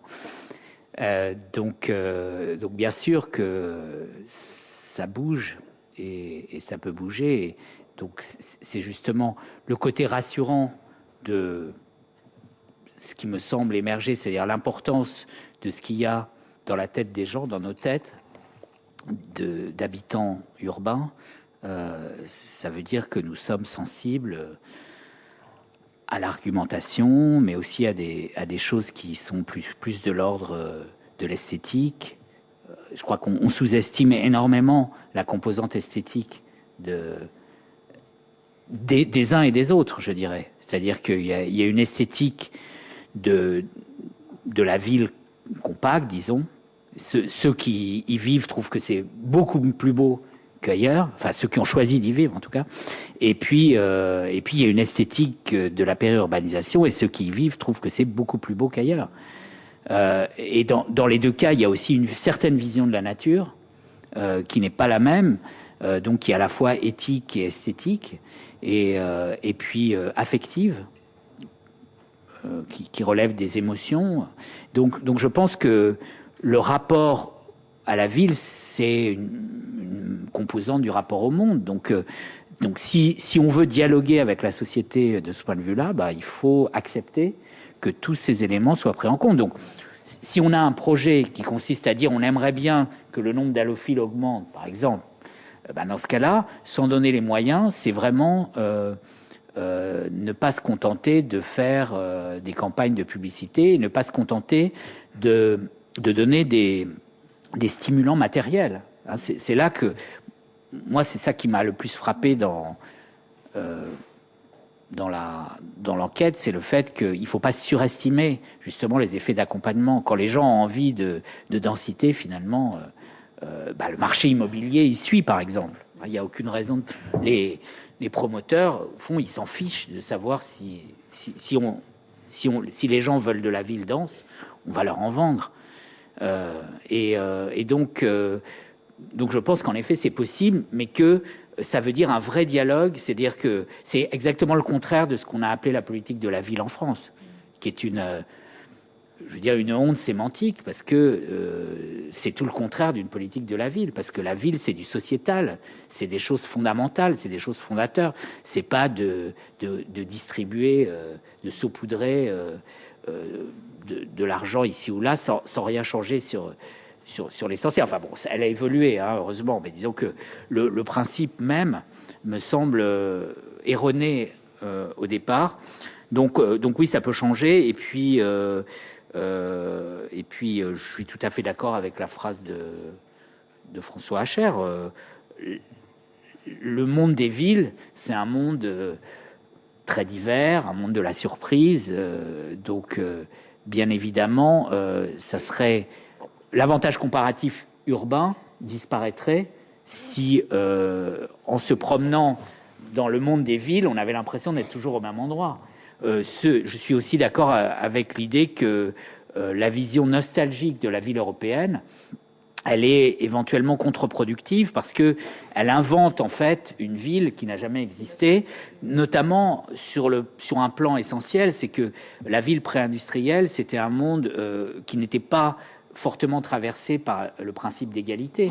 Je veux dire, la société d'Ancien Régime, par exemple en Europe, c'était une société de caste où c'était uniquement parce qu'on était obligé de cohabiter avec ses domestiques qui n'avaient pas de transport rapide, donc il fallait bien, en plus ils servaient dans la maison, donc il fallait bien qu'ils soient proches, mais c'était vraiment une contrainte douloureuse à porter. On a inventé des mécanismes pour éviter au maximum les interactions. Donc c'est certainement pas le modèle à suivre. C'était malgré ça que néanmoins, par force, il y avait une forte densité. Et il ne faut pas surestimer les échanges, alors qu'au contraire, ça devient un horizon pensable aujourd'hui, le fait de dire nous habitons dans la même société, donc la ville, c'est une des manières d'exprimer cette cohabitation. Mais bien sûr, alors le caractère polynucléaire, hein, donc polycentrique, disons, me semble aller de soi. Hein, je vois pas pourquoi il y aurait un seul centre, et je vois pas pourquoi le seul centre serait le centre historique. Donc l'idée, c'est aussi pour ça, je pense que dans le monde de la recherche et des professionnels du urbanisme, on utilise moins le mot centralité, qui était le mot que Henri Lefebvre, par exemple, aimait bien utiliser, et plus le mot urbanité, parce que le mot urbanité est neutre par rapport au paysage urbain. Je veux dire, il nous dit pas, il nous permet de raisonner avec un certain niveau d'abstraction pour dire, bon, moi, je dis très simplement densité plus diversité, ou densité dans la diversité, mais ça peut se faire de 1000 manières différentes, y compris peut-être à Val d'Europe.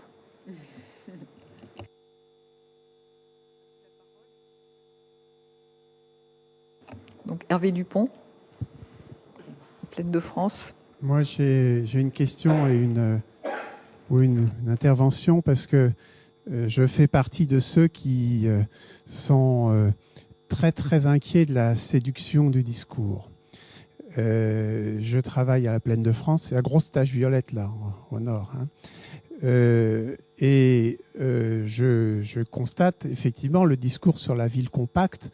Il faut quand même entendre ce qu'on veut dire par ville compacte, parce que vous avez parlé d'Amsterdam. Amsterdam, c'est je crois 10 fois moins dense que Paris, hein, parce que le périphérique d'Amsterdam, il a fait la même dimension que le périphérique de Paris, mais il n'y a que 200 000 habitants au lieu de 2 millions. Si on prend Berlin, c'est 5 fois moins dense que Paris. Enfin, la question de la densité, elle est quand même lourde. Et quand on entend des gens, je ne dis pas que vous dites ça, mais le discours de la compacité, il peut être très piégeant, un peu comme à l'époque du mouvement moderne où il y avait, vous savez, les dessins de Le Corbusier où on voyait le soleil et il fallait du coup aligner tous les immeubles dans le même sens parce qu'il y avait le soleil. Donc ce discours-là, il peut être très piégeant dans une interprétation simpliste. Et en particulier sur un sujet qui nous est très très sensible en banlieue, c'est que la qualité, alors je parle de la banlieue parisienne, parce qu'il n'y a pas le centre compact et le périurbain. Il y a toute la banlieue, première couronne, et puis début de la deuxième couronne qui est entre les deux. Une de ses grandes qualités, c'est la multiplicité des espaces de nature, alors de nature contrôlée, mais de parcs, de jardins, d'espaces sportifs, d'équipements, de grands équipements, etc. Toutes choses qui font que lorsqu'on, notamment pour les familles qui ont des enfants et des jeunes enfants, on vit mieux en banlieue qu'à Paris. Parce qu'à Paris, c'est une ville absolument... Excusez-moi, le on, c'est un pronom indéfini? Non, c'est un pronom indéfini, c'est une majorité de la population. Donc il y a une minorité. Il y a une minorité, mais quand même, statistiquement, dans Paris, c'est une ville qu'on quitte quand on n'est plus étudiant, quand on commence à avoir 25-30 ans, et on revient quand on a 50 ans. C'est caricatural, mais il y a quand même beaucoup de ça. Et en tout cas, une des grandes qualités de nos banlieues, c'est celle-là. Et donc le discours sur la compacité, il peut être extrêmement piégeant, avec la suppression de cette qualité, sans avoir forcément les avantages de Paris, qui par ailleurs a d'autres avantages. Et donc, on a tendance, enfin moi j'ai tendance à m'en méfier considérablement. Je comprends très bien le raisonnement, mais il faut, surtout lorsqu'on a après des pouvoirs publics qui s'en emparent, qui donnent d'autant plus de subventions que c'est plus dense. Hein. Il y a une tendance à ça maintenant, actuellement. Et puis j'ajoute une chose, il y a aussi une dimension sociale. Alors vous avez parlé du périurbain où on se sent tellement bien qu'on ne prend pas l'avion. Moi, je ne parle même pas du périurbain, hein, je parle de l'urbain de nos banlieues. Beaucoup de gens n'ont pas de voiture, tout simplement, ne vont pas, évidemment pas en résidence secondaire, ni dans la forêt de Fontainebleau en week-end, souvent ne vont pas en vacances. Et donc leurs espaces de vacances, leurs espaces de loisirs, c'est ces espaces de nature proches de la ville. D'où la question de la ville interstitielle, qui c'est d'ailleurs très bien montré dans l'exposition sur le Grand Paris. Là, notamment les projets de Secchi et de Geipel expliquent bien, je ne sais plus quel terme ils emploient, de ville poreuse, d'interstice, etc. La ville légère ou la ville poreuse. Ou la ville légère, etc. Tout ça, c'est extrêmement riche, c'est extrêmement important. Donc je dis simplement, attention à un discours trop simpliste, trop caricatural, qui dit, en gros, plus c'est compact, plus il y a de mixité, plus c'est urbain et mieux c'est.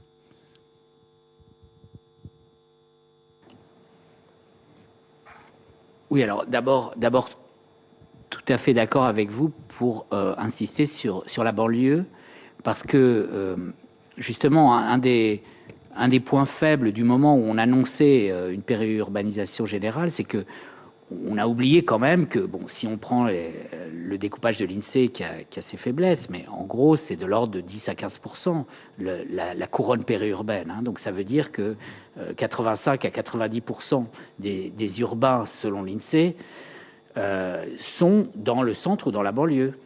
Et donc,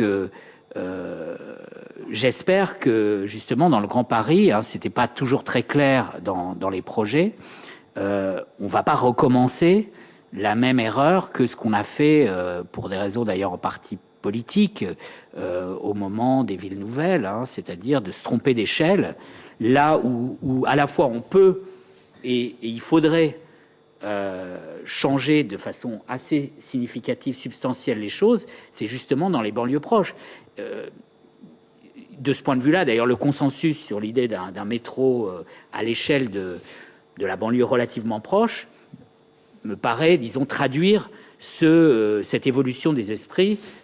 Bon, là, je pense qu'il y a un consensus positif, enfin, disons, qui repose sur une analyse plus précise de comment ça marche, de où les choses se passent. C'est là qu'on peut imaginer, par exemple, créer enfin une polycentralité. Finalement, la Défense où nous sommes, c'est le seul cas où ça a marché de façon un peu bizarre, parce que c'était extrêmement thématique, donc c'était vraiment pas le modèle de la diversité fonctionnelle. Mais bon, elle en a un peu acquis au fil des ans.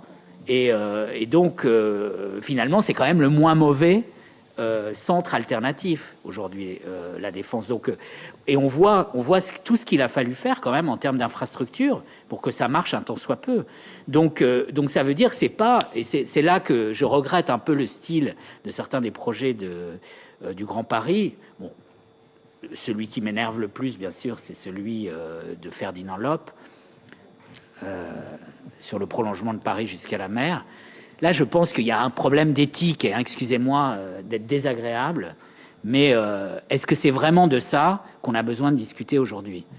Alors qu'il y a un énorme problème de gouvernance à l'échelle du Grand Paris, et que, comme vous l'avez dit, c'est dans les banlieues qu'il y a à la fois des réserves, je dirais, d'action, et en même temps une quantité de problèmes majeurs. C'est quand même aussi là que se situe... je dirais, le point le plus noir du système de financement public français, puisque en fait, c'est les pauvres des régions riches qui payent pour les riches des régions pauvres. Les revenus moyens dans les régions sont les mêmes qu'on produise ou qu'on ne produise pas en France. Donc, si vous regardez la différence entre le revenu par habitant et le PIB par habitant, le revenu par habitant s'est égalisé, alors que le PIB par habitant, lui, a continué d'être très différencié. Donc, les prolos d'Île-de-France, ils payent des impôts pour que les régions les moins productives, finalement, aient un niveau de revenu égal au leur, alors qu'eux, ils ont le poids du foncier qui est considérable, des dépenses d'agglomération qui permettent aussi à l'Île-de-France d'être beaucoup plus productive que le reste de la France, comme on le voit d'ailleurs dans toutes les grandes villes. Donc là-dessus, vous avez bien raison. La question, c'est qu'est-ce qu'on va faire avec les 9 millions, les 9 millions 9 ou les 10 millions maintenant, je crois qu'on a atteint le chiffre, de la partie agglomérée de l'Île-de-France. Et c'est vrai Et donc, il y a beaucoup de choses à faire.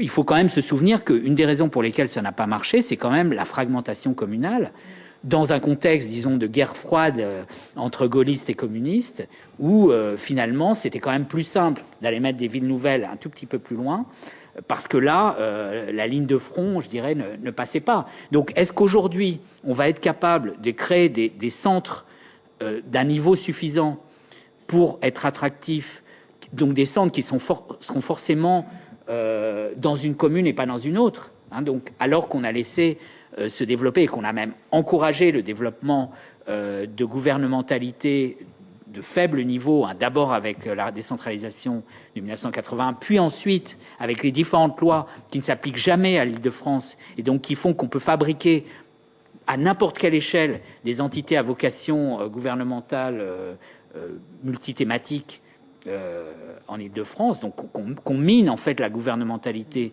de la métropole. Donc ça, c'est pas évident. J'espère que ça va progresser. Mais donc là, excusez-moi d'avoir été un peu long là-dessus, mais je crois que vous avez bien raison de dire que c'est là que les choses se passent. Mais je pense qu'elles se passent aussi dans les zones moins denses. C'est simplement que...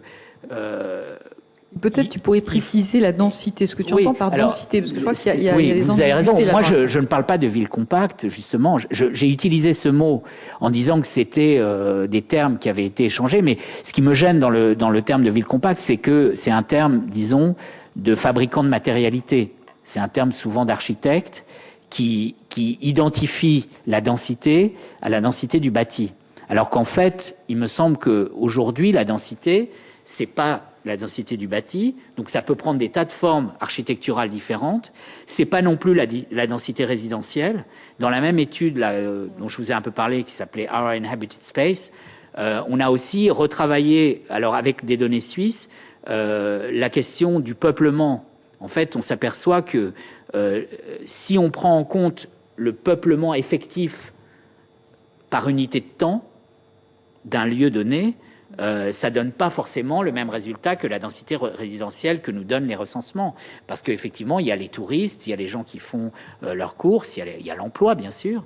Et donc, en gros, le résultat, pour dire les choses simplement, il y a des petites variantes aussi, mais c'est que les centres anciens sont encore beaucoup plus peuplés que ne le donnent les recensements. Et le cas de Paris est emblématique. Donc, je suis d'accord avec vous, j'aurais pu dire le modèle de Paris intramuros, parce que Paris intramuros a un niveau de densité, si on prend en compte l'ensemble de son peuplement, qui est, c'est le cas aussi de Manhattan, qui atteint des sommets à l'échelle mondiale et qui ne tient pas seulement donc au bâti, mais peut-être quand même. Et là, vous avez raison. Que ça va trop loin pour l'habitat, disons, d'un individu, et peut-être qu'il faut détruire un peu de bâti, mettre des espaces verts. Je vous ai un peu asticoté sur la question du on, parce que je pense qu'il y a débat dans la société. Je veux dire, il y a plein de gens, vous en connaissez, qui pensent que c'est mieux pour les enfants d'être dans une ville dense que d'être dans des jardins. Encore, en tout cas, pour les adolescents, là, je suis pas sûr qu'il y ait une majorité qui aille dans... Maintenant que les gens ont vu ce que c'était d'être chauffeur de taxi. Alors évidemment, il y a les gens qui préfèrent contrôler les allées et venues de leurs enfants, qui trouvent que c'est bien de les emmener en voiture partout parce qu'on va les chercher à la teuf. Et on sait qu'ils sortent pas avec n'importe qui. Mais ça se discute. Je dirais que là, il y a des modèles de vie qui sont en conflit. Mais par contre, ce qui est vrai, c'est que je pense que le modèle français, enfin notamment le modèle parisien d'une ville hyper dense en termes d'occupation du sol, avec très peu d'espace vert, je dirais, empêche de faire le modèle barbecue. Parce que le modèle barbecue dont on parlait, si vous allez à Sydney ou à Berlin, ou même à Genève, où j'habite, vous verrez qu'on peut faire du barbecue dans les espaces verts publics. Donc, il me semble que un des éléments, pas de conviction directe, parce que les choses ne se passeront pas comme ça, mais un des éléments de mise en parallèle, d'ouverture du débat pour les gens qui, a priori, se méfient des zones denses pour vivre une vie agréable, ça peut être ça. Je pense que il y a encore très peu, dans les centres-villes français, il y a très peu d'espaces verts, publics, qui peuvent être appropriés individuellement. Et c'est un peu comme pour les transports. Il me semble que le public, c'est pas forcément le collectif. Donc là, je pense qu'il y a une orientation, et là, je vais complètement dans votre sens. Laurent Théry.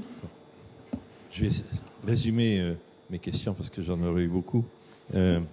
Allophile, allophobe et démocratie participative. Il me semble que ça relève d'une question beaucoup plus générale qui prouve que la question urbaine n'est pas simplement une question de la ville, est une question de société. Dans notre pays, nous avons un sentiment a priori négatif sur la question urbaine. La ville est toujours présentée par ses nuisances, ses problèmes et ses difficultés, et elle est représentée ainsi dans l'univers des médias et dans l'univers de l'école. Et là, ça me semble être... La réponse à cette question me semble aller bien au-delà de la question des formes de construction de la ville, mais d'une question générale, culturelle, qui fait qu'aujourd'hui, cette idée qui paraît très contemporaine et maintenant acceptée n'est pas du tout partagée dans la culture générale qui est la nôtre, et que c'est donc autant une question d'éducation qu'une question de culture et d'action culturelle que de question d'action urbaine. Ensuite, c'est une question sur vos modèles. Alors évidemment, les modèles ont toujours cette difficulté d'en être, et notamment parce que dans le paradigme entre l'humaniste post-matérialiste et le néonaturaliste, vous opposez donc la décroissance au développement durable. Le problème, c'est que il y a tout un courant écologiste, et même au-delà des écologistes, qui parle de développement durable et décroissance. Et que donc on n'a pas fait aujourd'hui la preuve d'un modèle qui serait celui du développement durable et qui répondrait aux défis que pose la décroissance. Voilà, donc ça me paraît être un travail encore à faire en profondeur. Oui, moi, je sais pas si ça marche. Marquez. Oui, moi, je sais pas si ça marche. J'avais une question à poser sur... il me semble que vous n'avez pas parlé d'une question qui, moi, me semble clé, qui est celle des ménages modestes du périurbain. Je pense que c'est le point de fragilité, le maximal de ce modèle. et que, alors j'ai vu au moment de la montée du prix du pétrole, notamment les PAMSA ici, on m'a parlé d'élus dont les administrés faisaient le siège pour demander comment on fait maintenant avec nos 2 voitures. Comment on fait? Trouvez-nous une solution avec des solutions de covoiturage absolument intempestives où les gens se garaient dans des aires d'autoroute pour se retrouver. Alors, et j'ai envie de mettre ça en face d'un phénomène qui m'a semblé absolument incroyable aux États-Unis, qui est celui de la réduction urbaine. C'est-à-dire, a surgi avec la crise quelque chose qui est peut-être absolument, comment dire, je le cite comme une anecdote pour l'instant, mais qui est, à mon avis, ce qui pourrait se passer si jamais l'énergie montait énormément dans des quartiers et qu'il pourrait, on pourrait arriver à une situation éventuelle de friche dans certains quartiers périurbains excentrés avec les ménages dits PTZ. Hein. Donc voilà, moi je pense que la fragilité, elle est là. Il n'y a pas que les allophiles, les allophobes, il y a aussi l'économie. Voilà.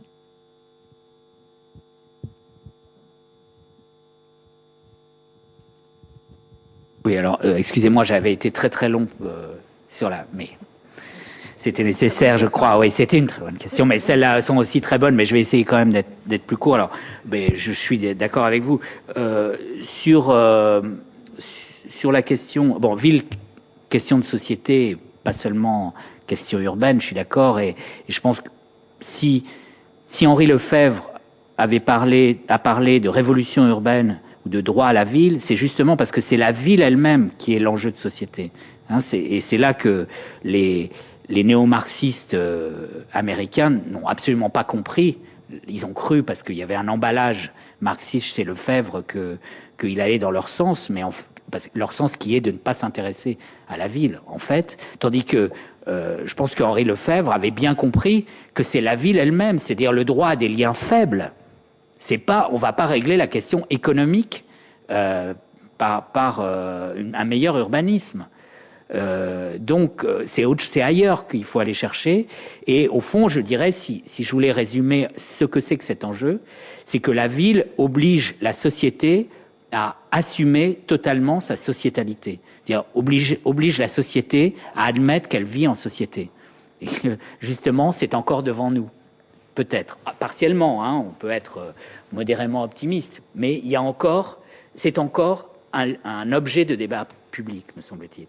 Alors, vous avez raison de dire que le plan décroissance et le plan développement ne se croisent pas, sont orthogonaux, mais sur 2 plans différents, si on voulait faire de la géométrie dans l'espace. Mais, en même temps, pas tout à fait, parce que la question, enfin, on peut contester que la décroissance soit compatible avec l'idée de développement. Parce que finalement, la croissance, c'est la composante... Enfin, on peut la redéfinir, hein, bien sûr. Mais si on définit la croissance classiquement comme la composante économique du développement, le développement durable, là, j'argumente pas, hein, je me contente d'essayer de classer les modes de pensée. Le développement durable, il dit clairement aussi qu'il doit y avoir la composante économique du développement. Donc là, je vois plus très bien comment la décroissance peut prendre sa place. Il me semble qu'il y a un mot-clé qui est le mot finitude, et qui est un mot... j'ai mon collègue à l'Université de Lausanne, qui est Dominique Bourg, qui est aussi un conseiller d'un acteur important de la scène écologique, un journaliste entré en politique. Et pour lui, c'est essentiel. Lui qui est d'ailleurs un théologien de formation, lui, il considère qu'il faut que l'homme assume le fait que, c'est-à-dire, c'est le mythe de Babel. Hein. Pourquoi Dieu a dispersé les hommes? Parce qu'ils avaient le culot de fabriquer une ville qui était plus haute que le ciel, où tout le monde se comprenait. Hein, donc c'est l'idée d'un développement infini post-néolithique, c'est de l'hubris, en fait, dans cette conception. On n'a pas le droit de chercher à imaginer l'idée qu'il y aurait un décrochage, un découplage total entre le développement de l'humanité et les ressources. Donc, puisque les ressources sont ce qu'ils appellent les ressources, c'est-à-dire en fait les sources plutôt naturelles des ressources sont finies, du coup, il est inimaginable d'imaginer, enfin, il est impossible d'imaginer des ressources de développement infini. Or, il me semble que là, on entre en contradiction avec l'idée même d'historicité, puisque qu'est-ce que c'est que l'historicité humaine? C'est le fait que les mêmes sources naturelles ont eu des fonctions extrêmement variées et plutôt plus productives de plus en plus en termes de ressources. C'est-à-dire qu'avec les mêmes objets naturels, les sociétés ont été capables de faire des réalités extrêmement variées et plutôt de plus en plus efficaces. Donc, on peut dire que ça va s'arrêter, hein, bien sûr, c'est une position qui est tenable, mais il me semble que là, il y a quand même une contradiction qui, un jour ou l'autre, va être discutée, et je pense qu'ils ne seront pas d'accord. Voilà. Et puis, dernier point, alors sur les... Enfin, il y avait 2 points dans votre question sur les ménages modestes périurbains, donc c'est effectivement un cas significatif du fait que c'est tellement important de se réaliser dans un modèle donc pavillon, voiture, jardin, famille, pour un certain nombre de secteurs de la société, qu'on est prêt à prendre des risques économiques graves, hein, et que effectivement cette fragilité se voit maintenant, hein. Donc je pense que c'est peut-être d'ailleurs une des réponses à la question comment on agit sur le périurbain. À mon avis, il faut absolument pas laisser tomber le périurbain, bien évidemment, hein.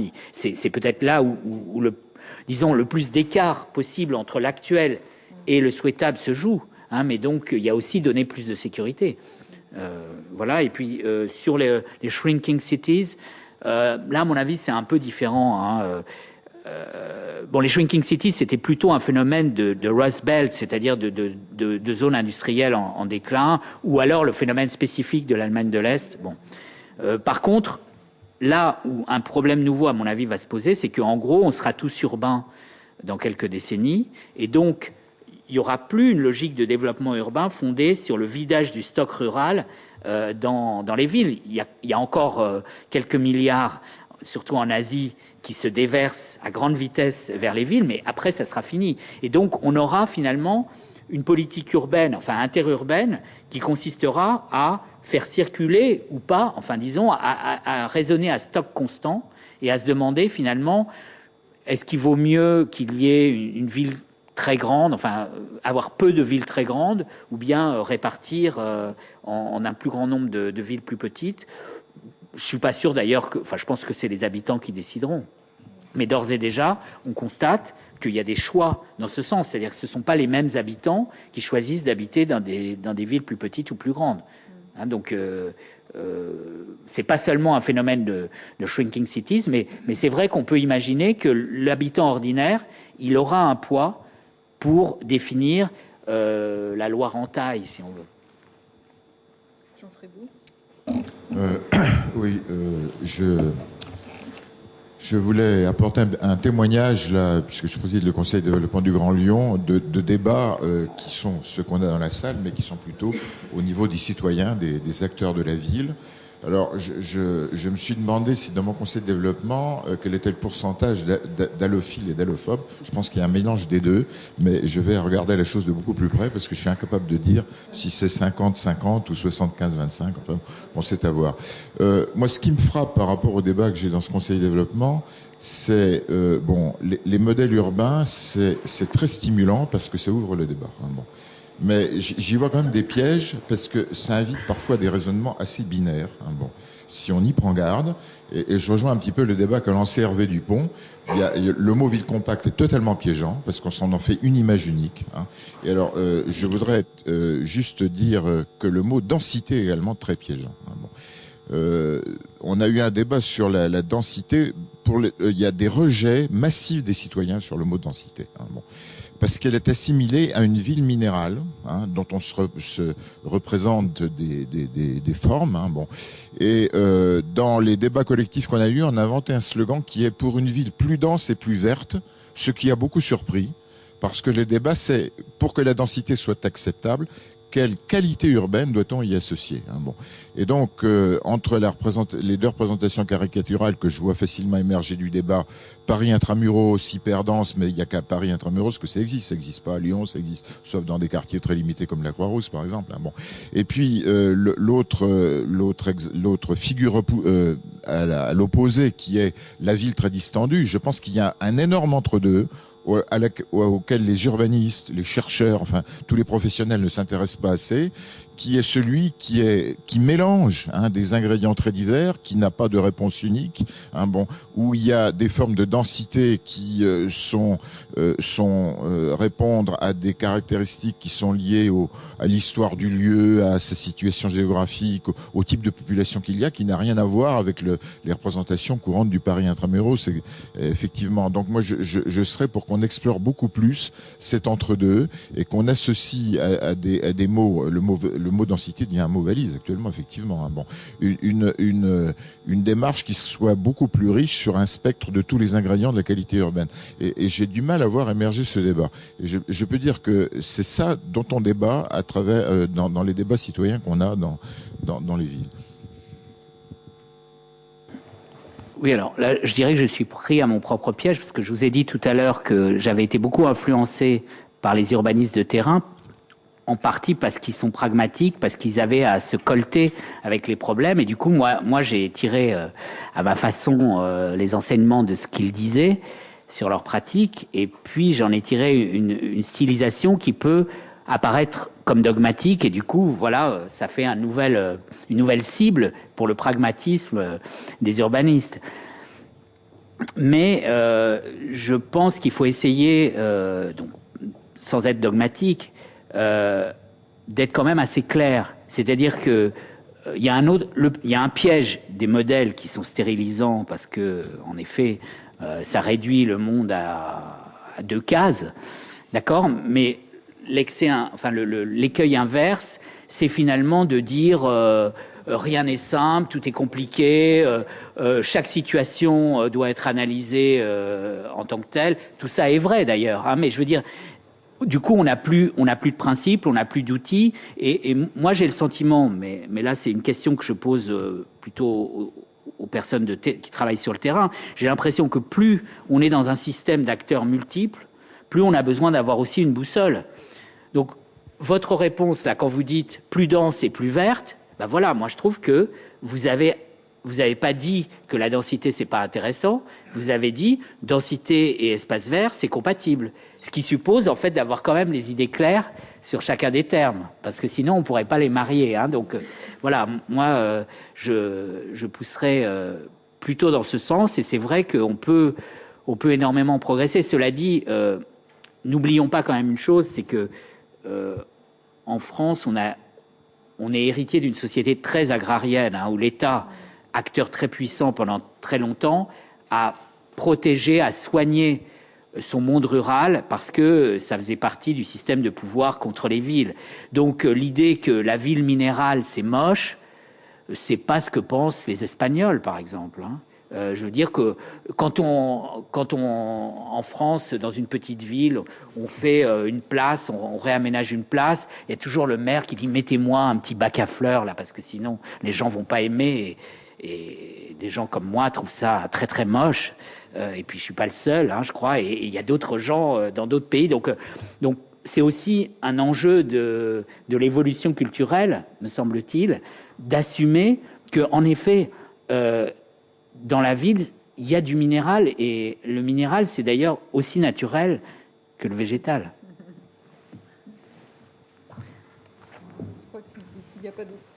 S'il n'y a pas d'autres questions, on va essayer de respecter les temps. Donc, il est 19h.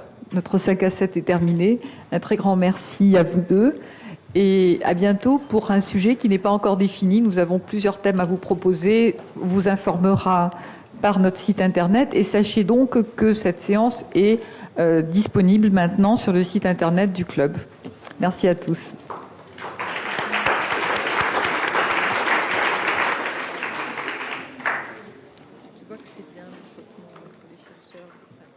Excellent.